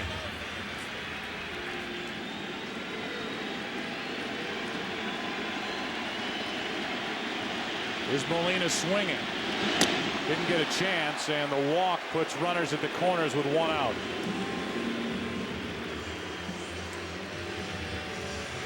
Fourth walk handed out by Bonderman, and now it's Miles first and third. We talked about the possibility of the squeeze the other night with Preston Wilson up. Aaron Miles, a very good bunter. And certainly Jim Leyland understands Tony La Russa as well as anyone, and that's why Leyland's making a move right here. Fernando Rodney will take over. Bonderman not happy. He's coming out first and third. 1 out. 1-run game in the 6th. Said Jeremy Bonderman was not happy he was coming out here in the 6th inning, and he's not happy.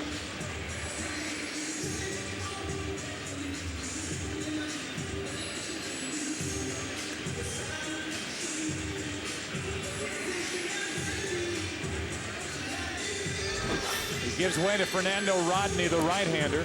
Rodney's been very good and busy during the postseason. This will be his 6th game.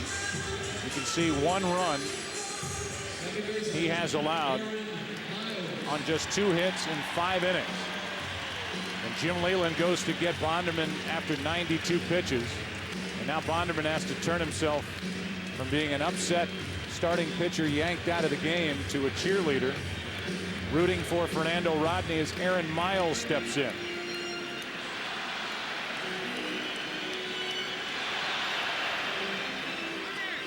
And once again, the possibility of the squeeze bunt to tie it. Certainly there. Miles drove home 30 runs during the regular season. Rodney fooled him. Strike 1. Fernando Rodney with a good fastball and a good changeup. Miles does not look good on the first fastball. Rodney was 7-4 during the regular season. 3.5 ERA. John Rodriguez on deck. We're in the 6th inning. Tying run at third, go ahead run at first, 1 out.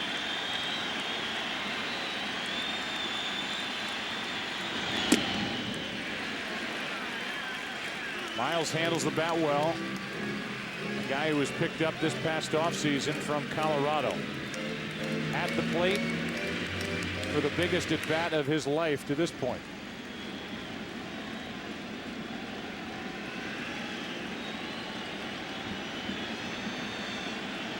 No RBIs this postseason, his first turn in playoff baseball.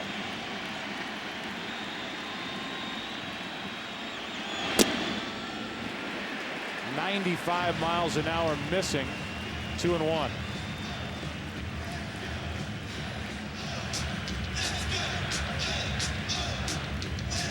Kenny getting loose with Rodriguez getting ready to pinch hit for Suppan next.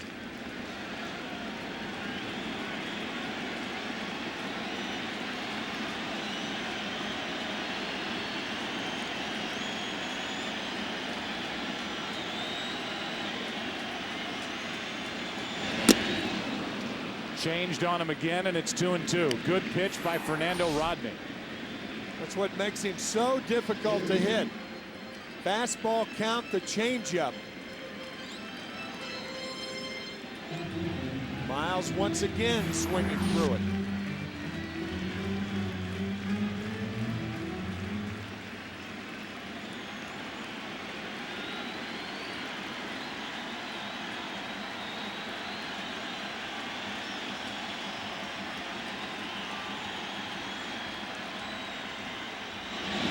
Miles strikes out. Rodney comes out of the bullpen and gets the 2nd out. A brilliant piece of pitching by Fernando Rodney. And Miles is out for the 2nd out here in the 6th. That's why Jim Leyland brought him in. One of his real strikeout pitchers. After the changeup hit, he misses with 2 fastballs, then changeup to get Miles. Now Hernandez, the pitching coach, will come and talk to Fernando Rodney with John Rodriguez batting for Suppan. Tell you, Joe, there are very few middle relievers who are strikeout pitchers, but Rodney is one of them. You have first and third, less than 2 outs, only 1 out. The Tigers needed a strikeout, and they got it from Rodney. Now out there to talk about John Rodriguez as Suppan is out of the game, pitching 6 innings and giving up 3 runs. 8 hits allowed, 2 walks, 4 strikeouts, a home run hit by Casey.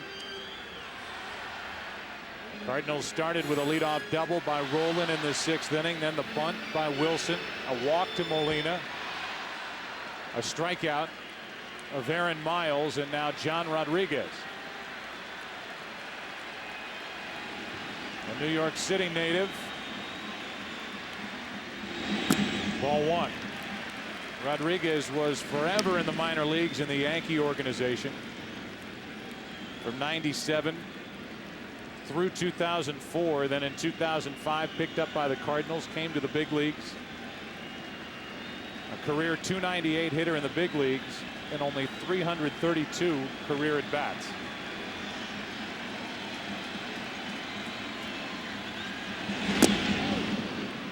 There's that changeup again, and it's 1-1. Same arm motion as the fastball, and he'll throw it on any count.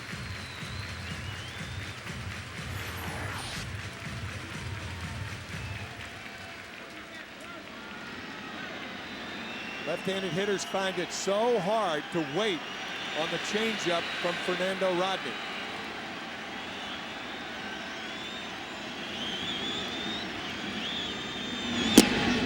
In for strike 2.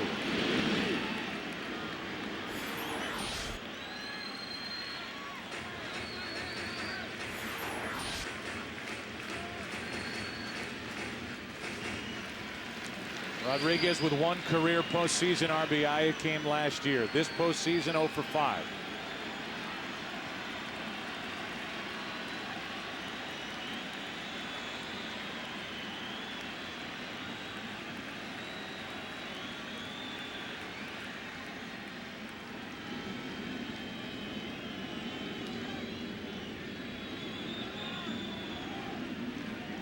Cardinals need to win here tonight if they want a chance to win this World Series before it goes back to Detroit. The Tigers win tonight, they are assured that this series will go back to their home park. The 1-2. What a job by Fernando Rodney. So many good changeups, and then a 97-mile-an-hour fastball to end the threat. Cardinals have left 7 after 6. Still 3-2 Detroit. Back after this from your local Fox station.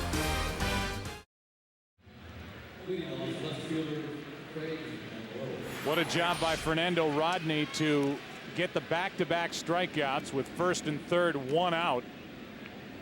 His reaction, Pudge's reaction, and then in the dugout, Bonderman making up with his manager Jim Leyland after being upset, being yanked out of the game in the 6th. And you can understand that from Bonderman's perspective. He wants to be out there. Yep. So you like that in a 23-year-old pitcher in his first World Series game, but his bullpen got him out of trouble. And now it's Craig Monroe, Carlos Guillen, and Maglio Ordonez against Josh Kinney. Strike 1 to start the 7th. However, had Rodney not done the job with the 2 strikeouts, I don't think we would have had that shot of Bonderman hugging Jim Leyland. That moment would not have happened. No.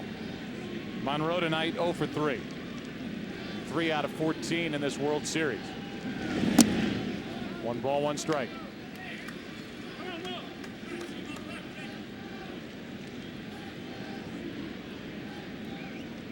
Two, 3, and 4 hitters for Detroit. Top of the order for the Cardinals in the bottom of this inning. Kinney's 1-1. Missing inside, 2-1.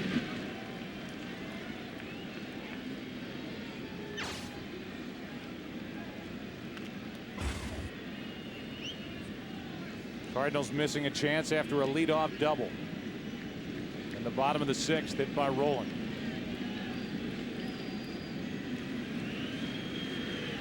The 2-1. Breaking ball is hit in the air to left, and Wilson will come in and make the catch for the out to start the 7th. What a grab by Preston Wilson. Wilson didn't have a good read on that ball initially, but ends up catching it right off the turf and skidding another 5 feet. Good play by Preston Wilson.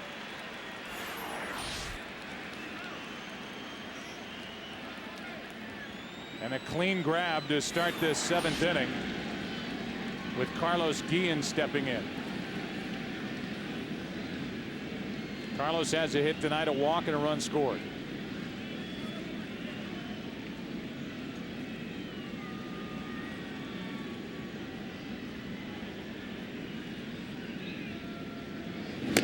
Guillen takes ball 1.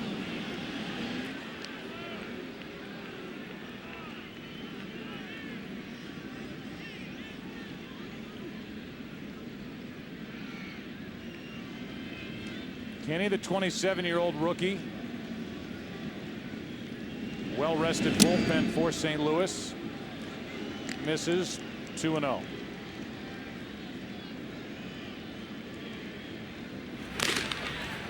Now Braden Looper, who has been in a couple of games this World Series, and Tyler Johnson get loose. Kenny has worked only in game 2. When a third of an inning allowed a walk. The 2-0 to Guillen. 3-0. Josh Kinney was wild in game 2. He walked Monroe, then hit a batter, then got out of the inning with a fly ball to left field. So behind in the count to a very dangerous Carlos Guillen. Coming up on Fox NFL Sunday this Sunday. The Buccaneers take on Tiki Barber and the Giants in New York. The Buccaneers have life again. Or Torrey Holt and the Rams look to slow down LaDainian Tomlinson and the Chargers, or other regional action. It all begins this week with America's #1 pregame show at noon Eastern, 9 a.m. Pacific, right here on Fox.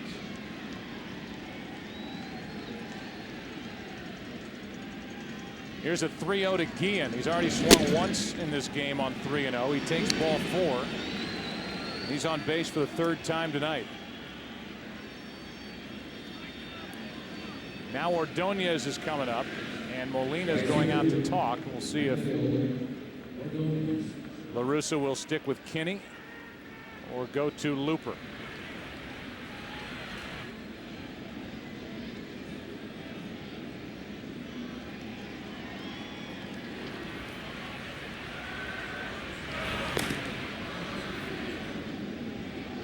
Ordonez is struck out, fly to left, fly to center.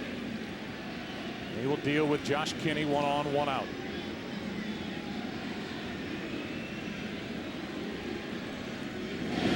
Strike 1. That's the thing that Tiger hitters know about Kinney. His breaking ball is his fastball. Most pitchers use fastballs to such a degree. The breaking ball's an exception. It's just the opposite with Kinney. He's a breaking ball pitcher that uses the fastball occasionally.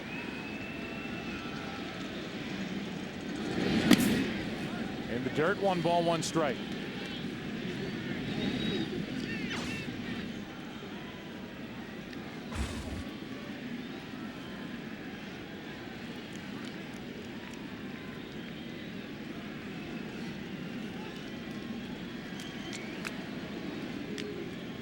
Suppan went 6, allowed 3 runs on 8 hits. Walked 2, struck out 4. Allowed a home run by Casey. Go to first, and Guillen gets back. Carlos during the regular season stole 20. And the Tigers as a team stole 60. Have not attempted a steal in this World Series. Top of the hour, just getting there. 10 o'clock here in the Central Time Zone in St. Louis. Game number 4. Runner goes. Molina from his knees throws too late. Stolen base, Carlos Guillen. And he stole that on Kinney, but watch the throw by Molina. This is frightening to have that much on a throw from your knees. The throw is late, but it wasn't his fault.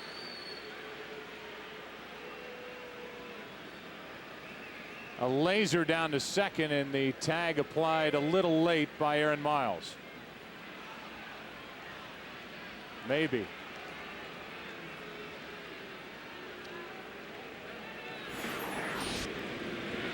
So Guillen is on at second now with 1 out. It's a 1 ball, 2 strike count on Ordonez.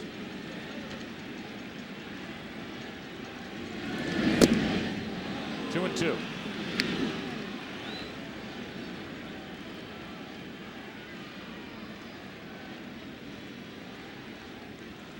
So Guillen gets the first steal for the Tigers. Miles has 1 in this game for St. Louis. Kinney trying to keep it a 1-run game.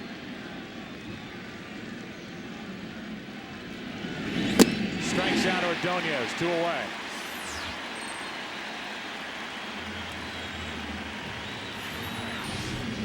Good slider from Kenny, gets Ordonez. Tony La Russa can go one of two ways, and he's going to get the left-hander to pitch to Casey. Sean Casey is coming up. He's already 3 for 3, and Tyler Johnson is coming in from the Cardinal bullpen here in the 7th. This copyrighted telecast is presented by the authority of the Office of the Commissioner of Baseball and may not be reproduced or retransmitted in any form, and the accounts and descriptions of this game may not be disseminated without express written consent.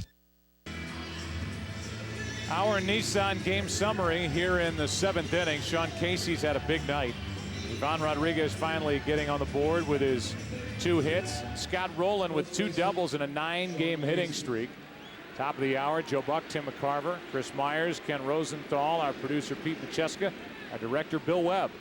The other night, Joe, we were talking about Sean Casey and NFL quarterbacks. He is a walking NFL promo because he picks that left leg up before every pitch.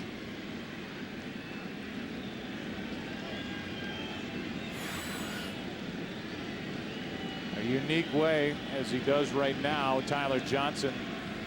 His numbers been busy this postseason. Runner at second, 2 out. Johnson steps off.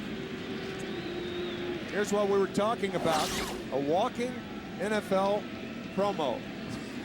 I think the Redskins are off this week.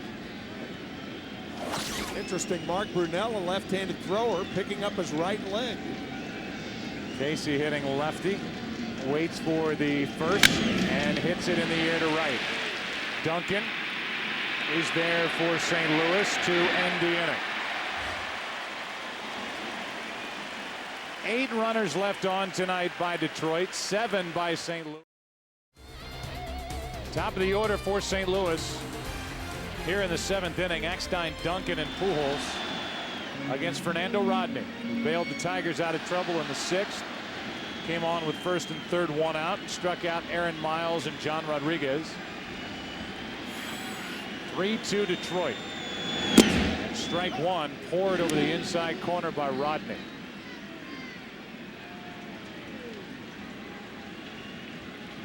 These Tigers have some weapons that they can bring out of their bullpen. Starts with Rodney, Zumaya, who can throw 100+ miles an hour. Their closer is Todd Jones. Ball 1 on Eckstein, 1-1.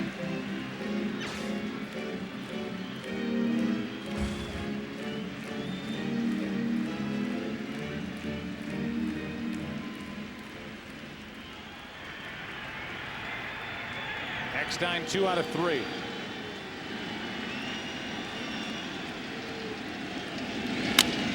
Off the end of the bat into right center field. Granderson falls down and won't make the play. Eckstein will cruise around second and hold at second with a double. This field took a lot of rain last night and today. It's still misting here in St. Louis. And it plays tricks on Curtis Granderson as he slips in center field. I didn't realize that ball was hit that far initially. But Granderson falling down and a double for Eckstein.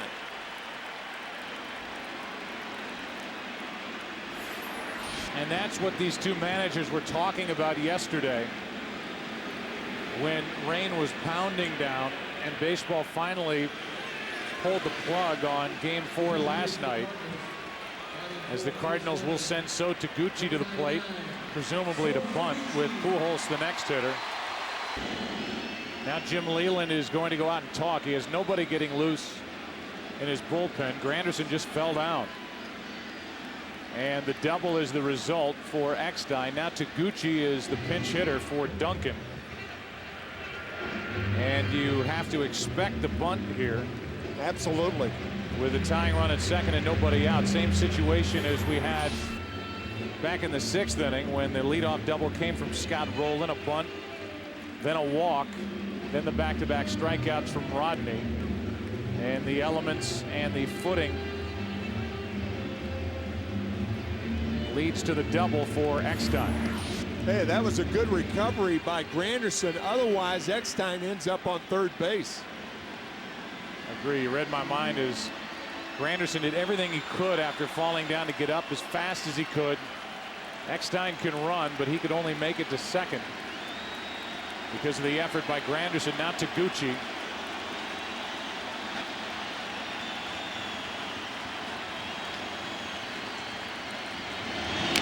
And the bunt laid out there perfectly, and the throw is high, and this game is tied. That is the 4th error by Detroit Tigers pitchers, and it's 3-3. One in each game. There is no need to barehand this ball. You take your time, but Rodney hurried the throw to second baseman Placido Polanco. No need to barehand it. You scoop it with the glove. He thought he had to hurry off his back leg. Polanco jumping for it, but the Cardinals take the lead on yet another Tiger pitcher error.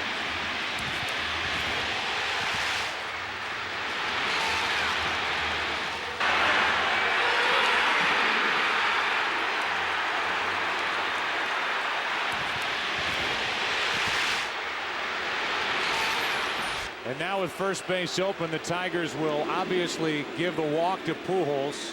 Nobody out in the inning. Zumaya getting loose in the bullpen. Edmonds coming up in what is now a 3-3 game in the 7th. Yeah, I said the Cardinals take the lead. I was wrong, as Joel Zumaya is warming. That error tied the game for the Cardinals.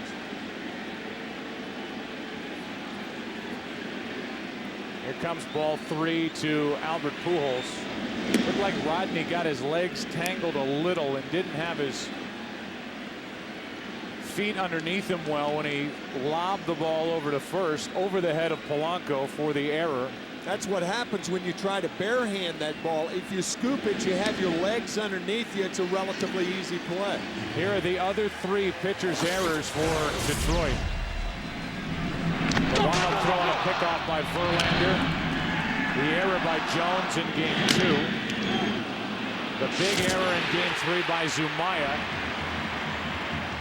which turned a 2-0 game into a 4-0 game. And now this one, Rodney with a bare hand, his legs twisted, and that lob over the head of Polanco to tie the game.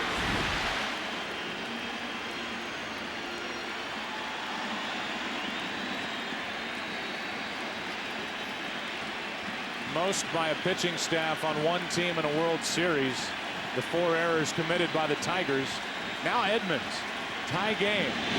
Strike 1 from Fernando Rodney.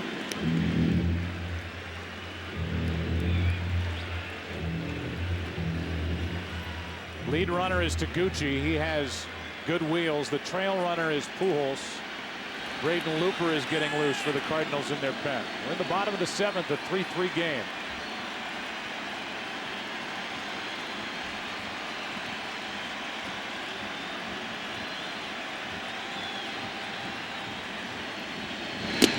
Good fastball from Rodney.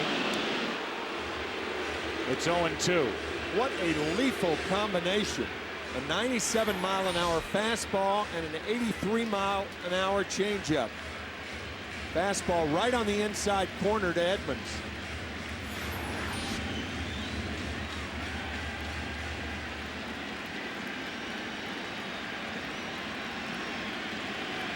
Edmonds looking for the go-ahead hit. Rodney looking for his 3rd strikeout.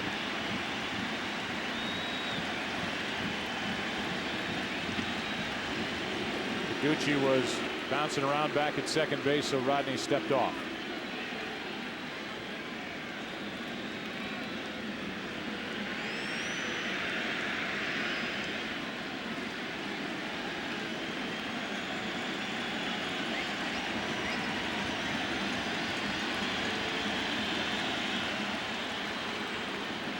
Time called by Ivan Rodriguez, the Tiger catcher. Now Grilli joins Zumaya.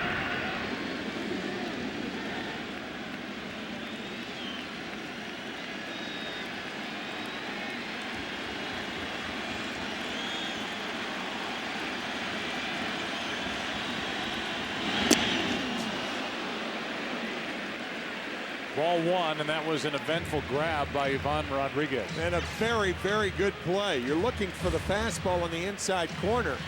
Rodriguez has to go across his body and make the play in here. Good play.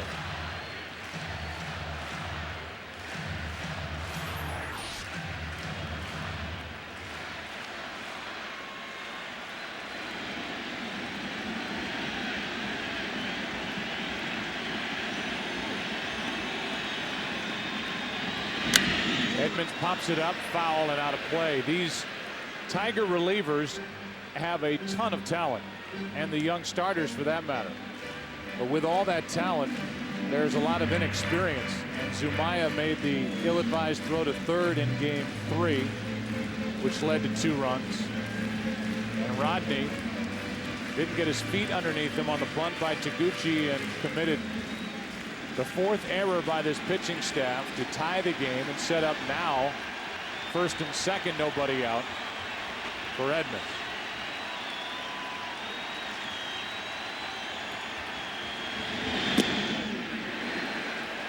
Changeup misses, 2-2.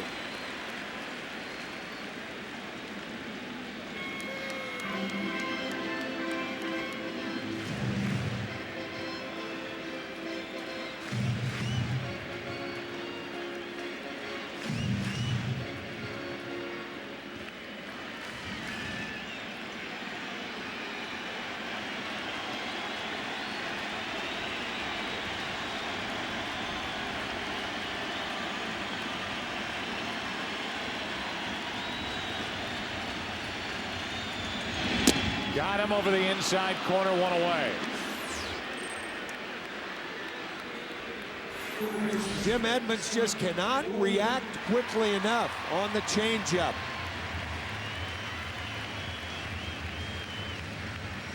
One of the best changeups in baseball from Fernando Rodney.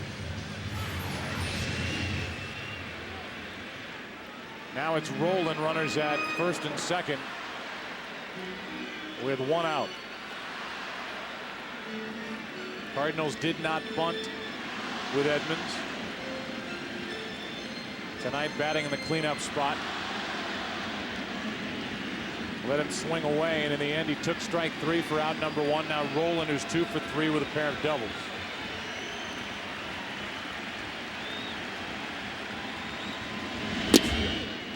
Ball 1.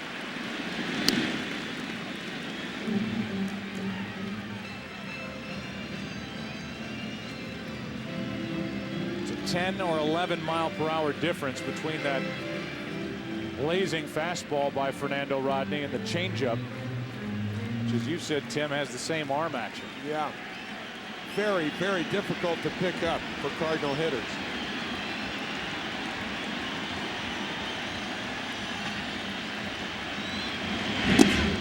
In at the knees, 1 ball, 1 strike. One thing with Pudge Rodriguez behind the plate with that strong arm, second baseman Placido Polanco does not have to play as close to second as he's playing.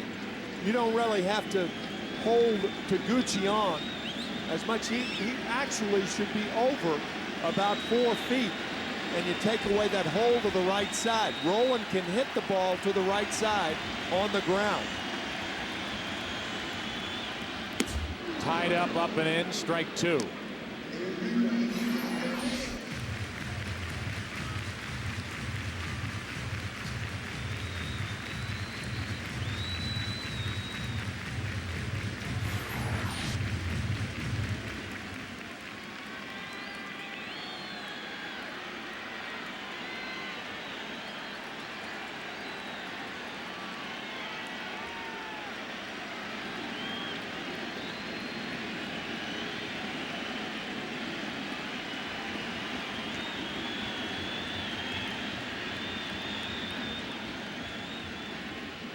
Rodney stepped off, Rolen stepped out.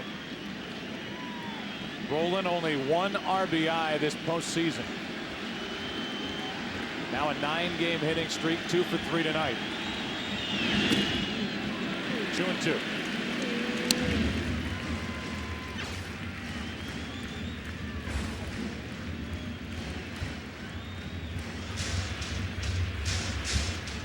6, 7, and 8 hitters for the Tigers in the 8th. Ivan Rodriguez, Placido Polanco, and Brandon Inge.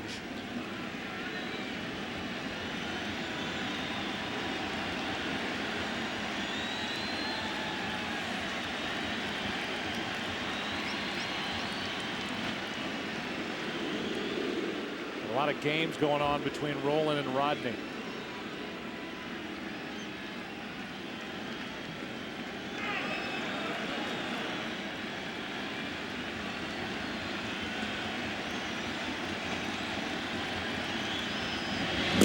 Two out. That's 4 outs picked up by Fernando Rodney, all strikeouts, and Rolen is now on the list.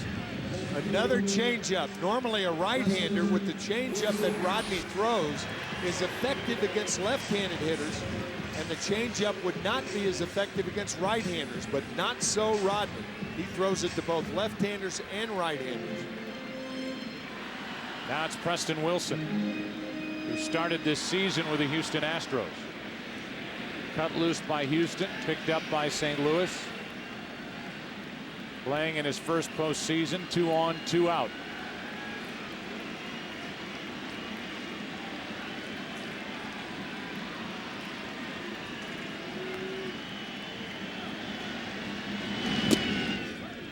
Ball 1.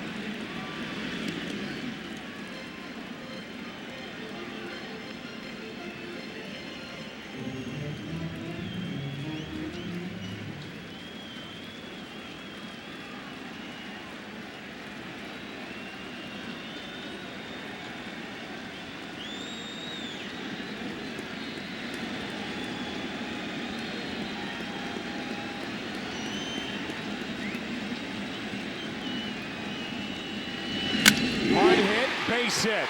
Here comes Taguchi. The throw by Monroe to the plate, cut off, and the Cardinals lead. Pujols tagged out, and the 7th inning is over, but Preston Wilson has put St. Louis on top for the first time tonight. Game 4 goes to the 8th inning. Preston Wilson with a 2-out RBI hit. 4-3 St. Louis. In game 4.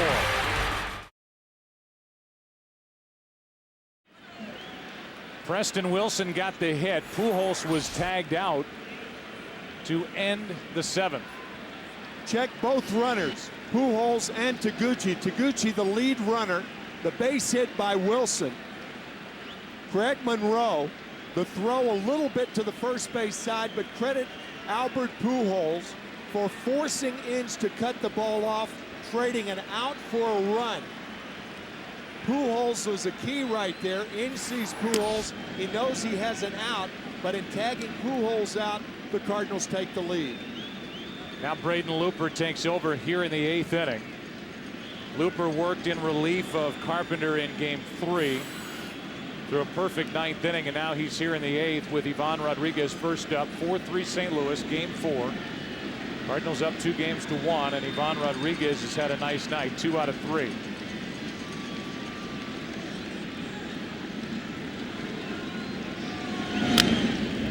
One ball, 1 strike. It's something that base runners don't do in the early innings, but in the late innings of a tie game, you will gladly trade an out for a run, and that's what Pujols did. Excellent base running. Monroe had 12 assists during the regular season, which was good for the 2nd best total in the American League. When I saw that play unfolding live, it looked like Monroe had a shot at the runner Taguchi coming to the plate. Inge cut it off, tagged out Pujols, and now Rodriguez is on with a leadoff base hit. What a play by Preston Wilson as he slides, throws to second, still safe with a leadoff double as Ivan Rodriguez. His 3rd hit of the night. We have seen some terrific plays in the outfield. The one play by Granderson where he slipped down, but that a fine play by Wilson, but excellent base running by Rodriguez. 3rd hit of the night by Rodriguez and his 2nd excellent base running play.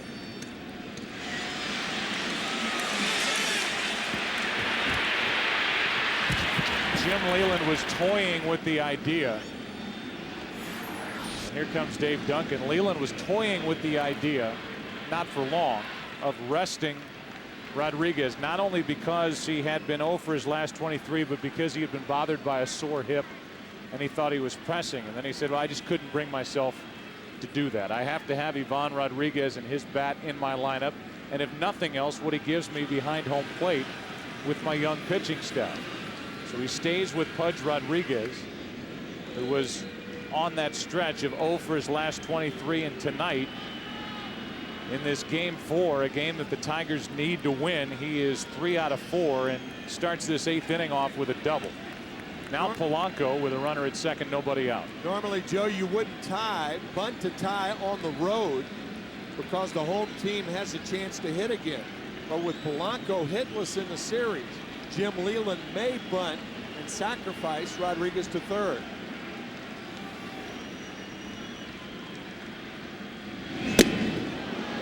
And he's spun out of there by Looper, ball 1. So no attempt to bunt. And a guy who still handles the bat well, but as we said, hitless in the series. He is 0 for 13, but you saw that graphic. The last 2 regular seasons, a combined .388 average with runners in scoring position. Second best in baseball. Trying to go the opposite way, fouls it back. I would imagine Jim Leyland would also say that Polanco is so good at handling the bat, he'll take his chances with Polanco trying to ground one to the right side, might get a hit. Right. Wainwright the closer, Flores the left-hander, getting loose for St. Louis in their bullpen.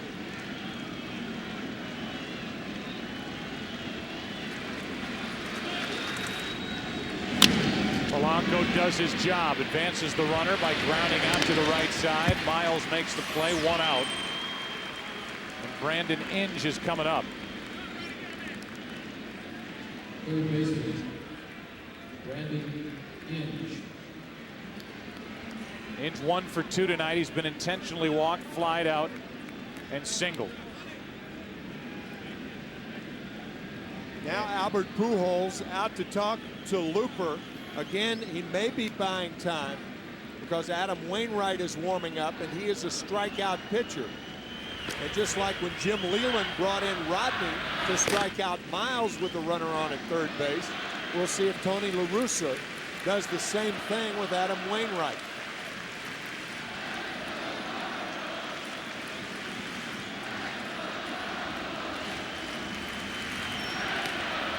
The glasses are off the face of Tony La Russa. Typically he's going to make a change.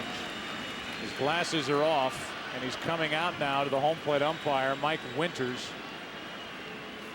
And we'll have a double switch. The pitcher spot is due up third in the bottom of this 8th inning. And the Cardinal closer, Adam Wainwright, is coming on. Tying run at third, 1 out. Inge coming up for the Tigers here in the 8th. They're right. Coming up next, your late local news, but there is plenty of action before that comes your way. The Cardinals have a double switch. Adam Wainwright takes over.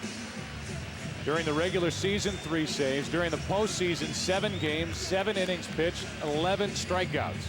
And that, strikeouts, the reason why he's in the game. So Taguchi moves from right to left. Preston Wilson is out. And that's the spot where the pitcher Wainwright will be slotted, number 6.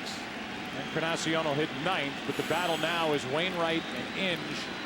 Tying run at third, 1 out here in the 8th.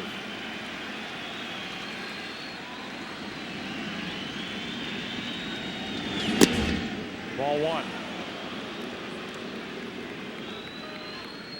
With the infield in, Wainwright, who has thrown only 1/3 of an inning in the World Series to this point. Alexis Gomez on deck. Wainwright deals, and a fly ball into right center field is going to tie this game. Edmonds will watch it go over his head. 1 hop off the wall, and Brandon Inge has tied it at 4. A double by Rodriguez. Polanco moved him over, and Brandon Inge has tied it in the 8th. Brandon Inge getting Adam Wainwright before he had a chance to feature the curveball. A 1-0 fastball, low and away, and hammered to right center field. What a job of hitting by Brandon Inge. Edmonds tracks it down, but Inge has a double as Rodriguez walks home.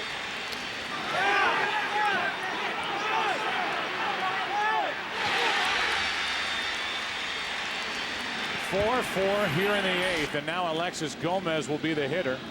And the Tigers are a well-placed hit away from regaining the lead. Gomez batting for Rodney, who went an inning and 2/3. Breaking ball is high for ball 1. Joel Zumaya getting loose for the Tigers in their pen.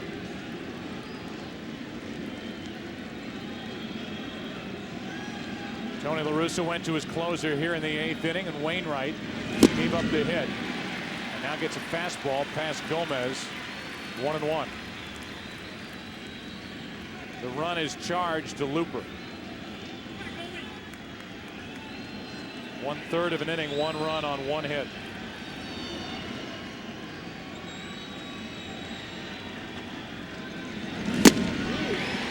One and 2. Good fastball from Wainwright to get ahead of Gomez.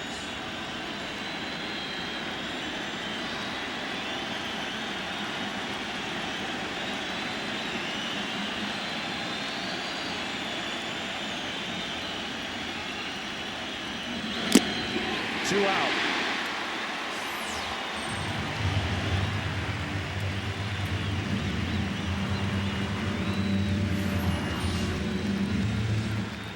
You can see Molina with the glove up and the pitch up to get Gomez.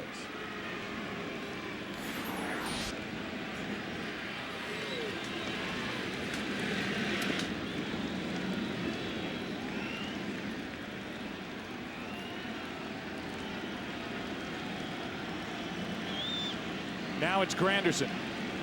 Curtis 1 out of 4 with a double and a run scored back in the 3rd inning, trying to give Detroit the lead. Breaking ball high for ball 1.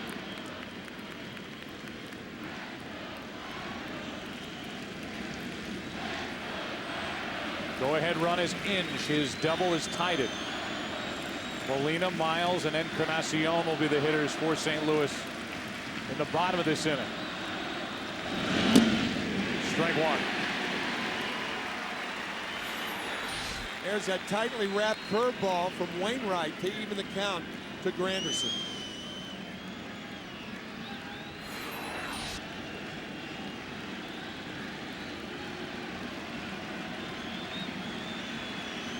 The 1-1 pitch. Strike 2. Fernando Rodney won an inning and 2/3. 2 runs, no earned runs. 2 hits, 1 walk, and 4 strikeouts.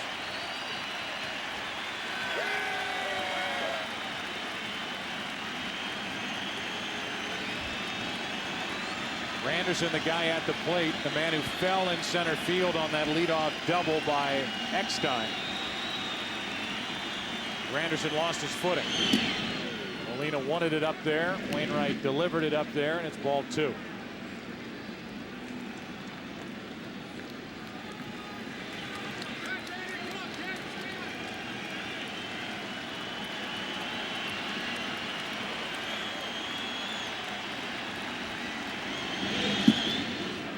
Anderson checks his swing, and it's a full count with Monroe on deck.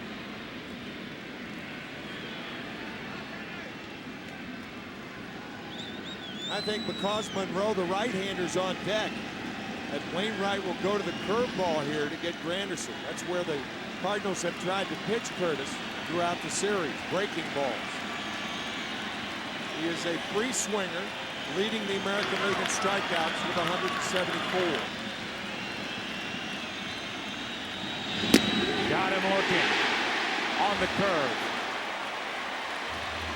but the Tigers have tied it. Brandon Inge with the RBI double off Adam Wainwright. Bottom of the order coming up in a 4-4 game. Beautiful shot of downtown St. Louis from the Illinois side across the Mississippi River, and here is Joel Zumaya, the flame-throwing right-hander, taking over here in the bottom of the 8th inning with Molina first up.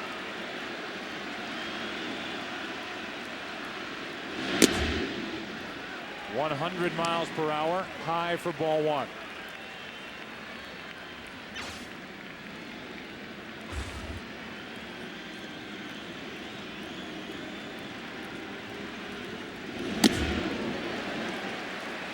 Two and 0. That's the only dent in the armor of Joel Zumaya. Wildness.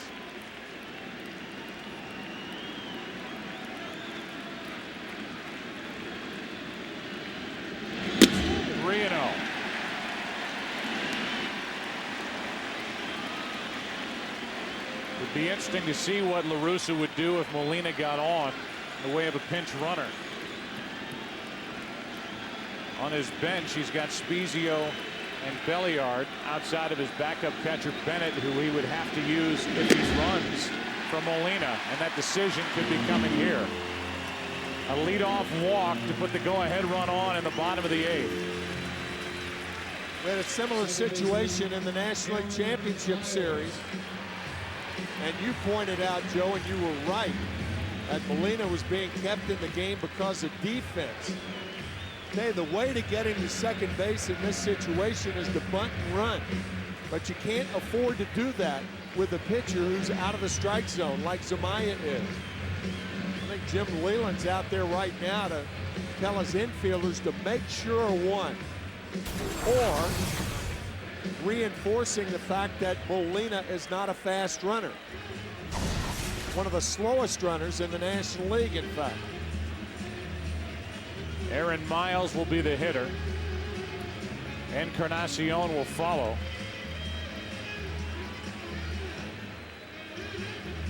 And then back to the top of the order as Jim Leyland makes another visit. He has been very active this postseason in making visits to his young pitchers to say whatever it is he has to say instead of sending his pitching coach out there. No pinch runner for Molina. And it takes an awfully good bunt from Aaron Miles to get Molina down to second. Unless he bunts it to first base.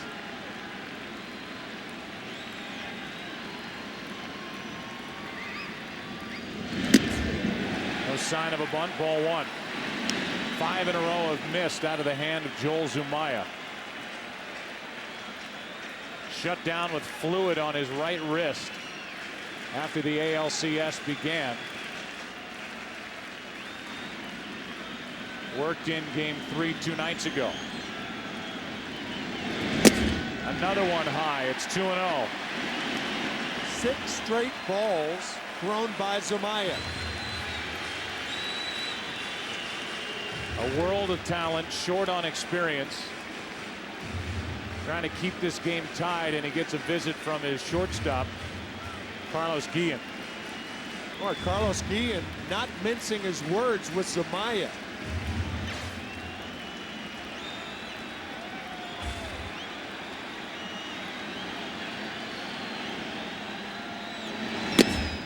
Two and one. And Rodriguez pops up and shouts out encouragement to Zumaya after Joel finally found the strike zone. Here it is, Guillen going out to talk to Zumaya.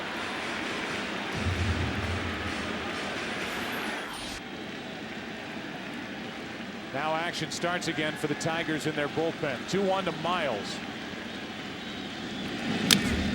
2-2.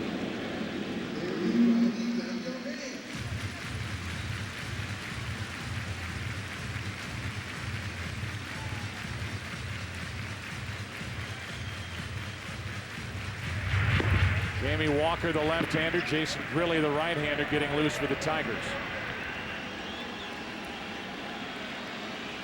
This World Series, Zumaya's faced 7, walked 3, and then committed that throwing error in game 3 at third base.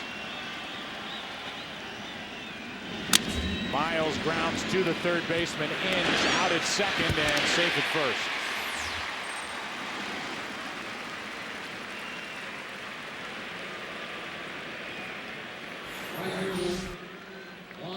I was surprised that Miles didn't bunt in that situation. We talked about the sacrifice, but Tony La Russa allowing Miles to swing away. Inge gets the sure out. Very deliberate in going to second base, and the throw to first late.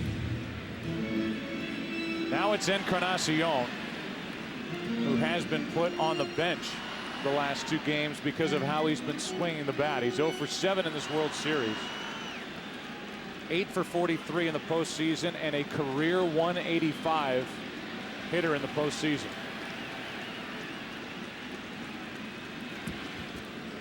But it was a quote in the paper that Tony La Russa read that Encarnacion said he didn't feel right at the plate. That combined with the lack of hitting. Encarnacion made his way to the bench. Now here he is up 1 on 1 out in the 8th after a double switch. Strike 1. Yeah, if you want playing time, don't have it printed in the newspaper that you don't feel right at the plate. That happens, you'll be on the bench.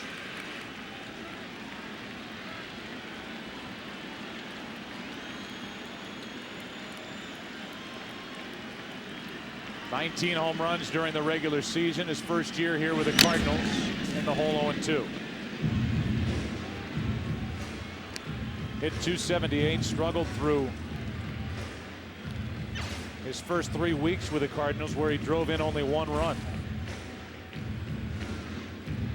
Back in April, and now here on the 26th of October, trying to chase home Miles in Game 4 of the World Series.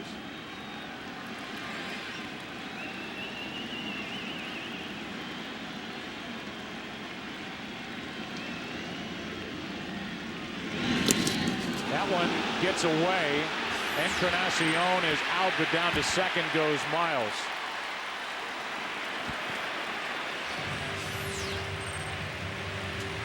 First base was occupied. Encarnacion is out for the second out of the inning.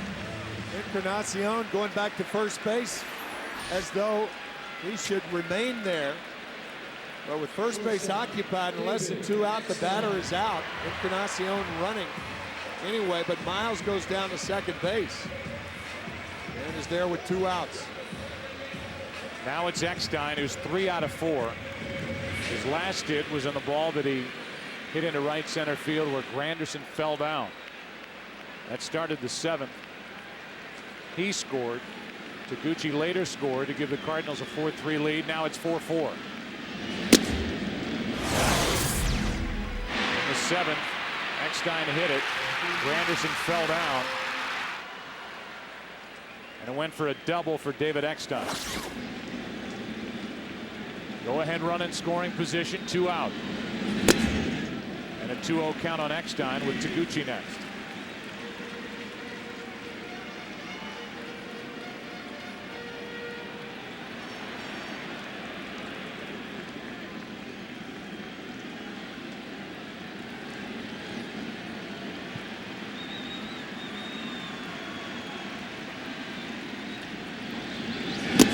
Two and 1.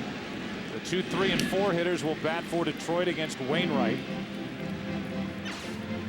It's Monroe, Guillen, and Ordonez in the 9th inning.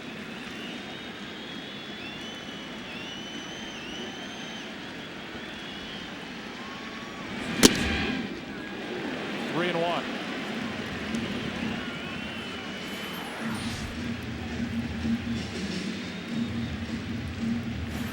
Just outside.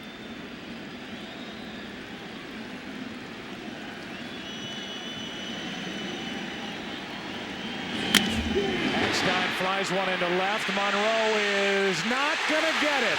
And the Cardinals lead it 5-4 here in the 8th inning of Game 4.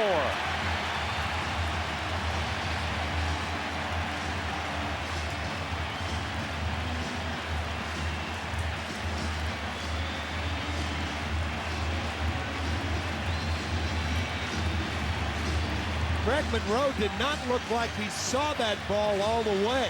He glided toward it, and the ball off the webbing, and Eckstein with a double.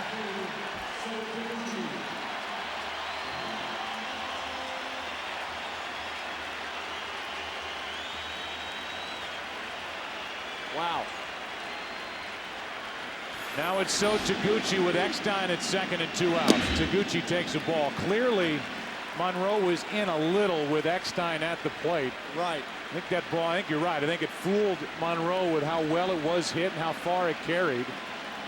He tried to recover at the end and couldn't get there. And now Taguchi will try to add to a 5-4 lead. Pops it up.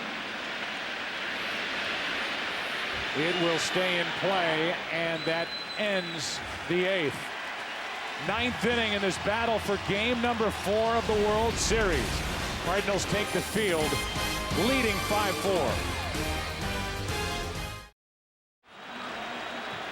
A game summary. Tiger pitchers have made 4 errors in this World Series. David Eckstein just hit the go-ahead RBI double. And a strike to Craig Monroe to start the 9th inning. And David Eckstein has been the hitting star today for the Cardinals. Hitless until his 3rd at bat in game 3. He reached base 3 times in game 3. He's been on base 4 times tonight with 2 RBIs. Wainwright missing with ball 1 to Monroe. Guillen will follow, and then Ordonez. Craig Monroe with an 0 for 4 night, but 5 home runs this postseason. 2 in this World Series. Flies that one into right. Encarnacion going to it. And it's out of play. Strike 2. Craig Monroe went over instead of over and back on the ball hit by Eckstein. He takes a different route to that ball. Had he gone over and back, his chance of catching it much better. As it stood, it's off the webbing of the glove, and Eckstein with his 3rd double of the night puts the Cardinals on top.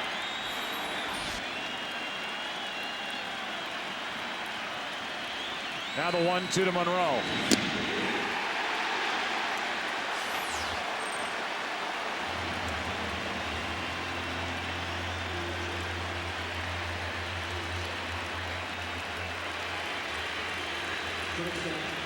Carlos Guillen will be the hitter with 1 out, nobody on. Adam Wainwright did not take over the closer's role until Jason Isringhausen went down with a hip injury, underwent surgery at the beginning of September.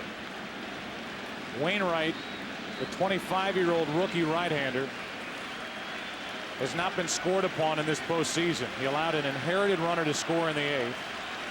He's recorded 3 outs in this game 4, all by strikeout. Here's Guillen.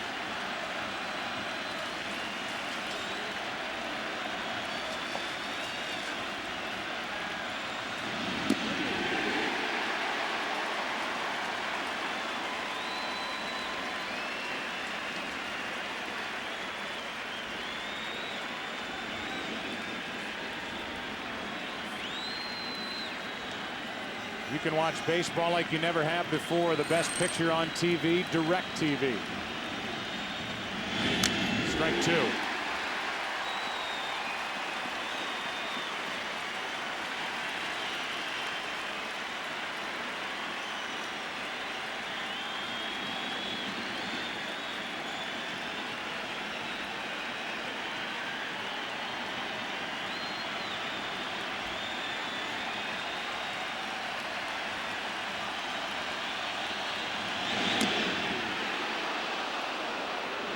Ball 1.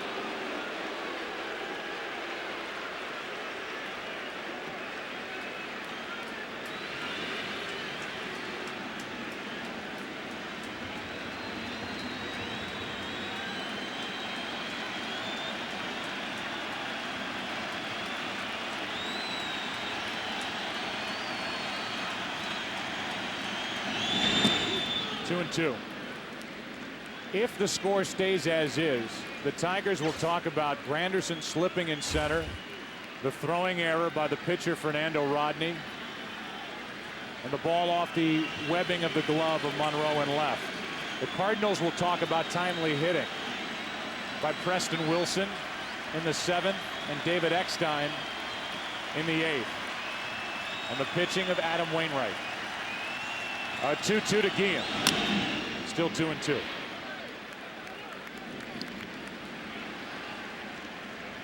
(5-4) St. Louis leading. Top of the 9th inning. 1 out, nobody on.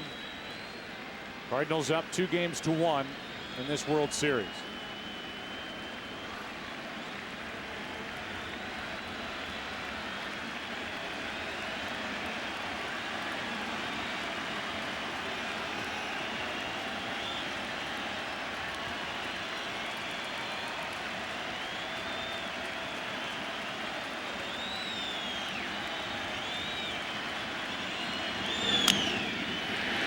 Pujols, 2 out.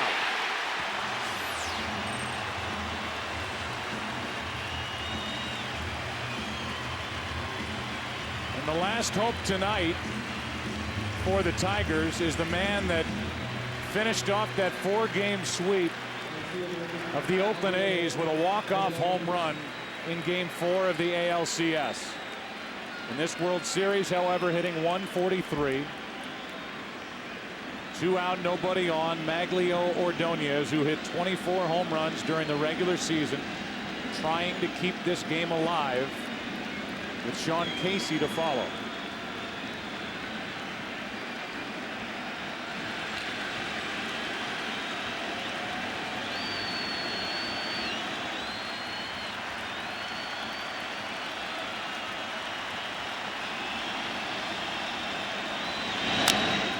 Eckstein, the Cardinals take Game 4.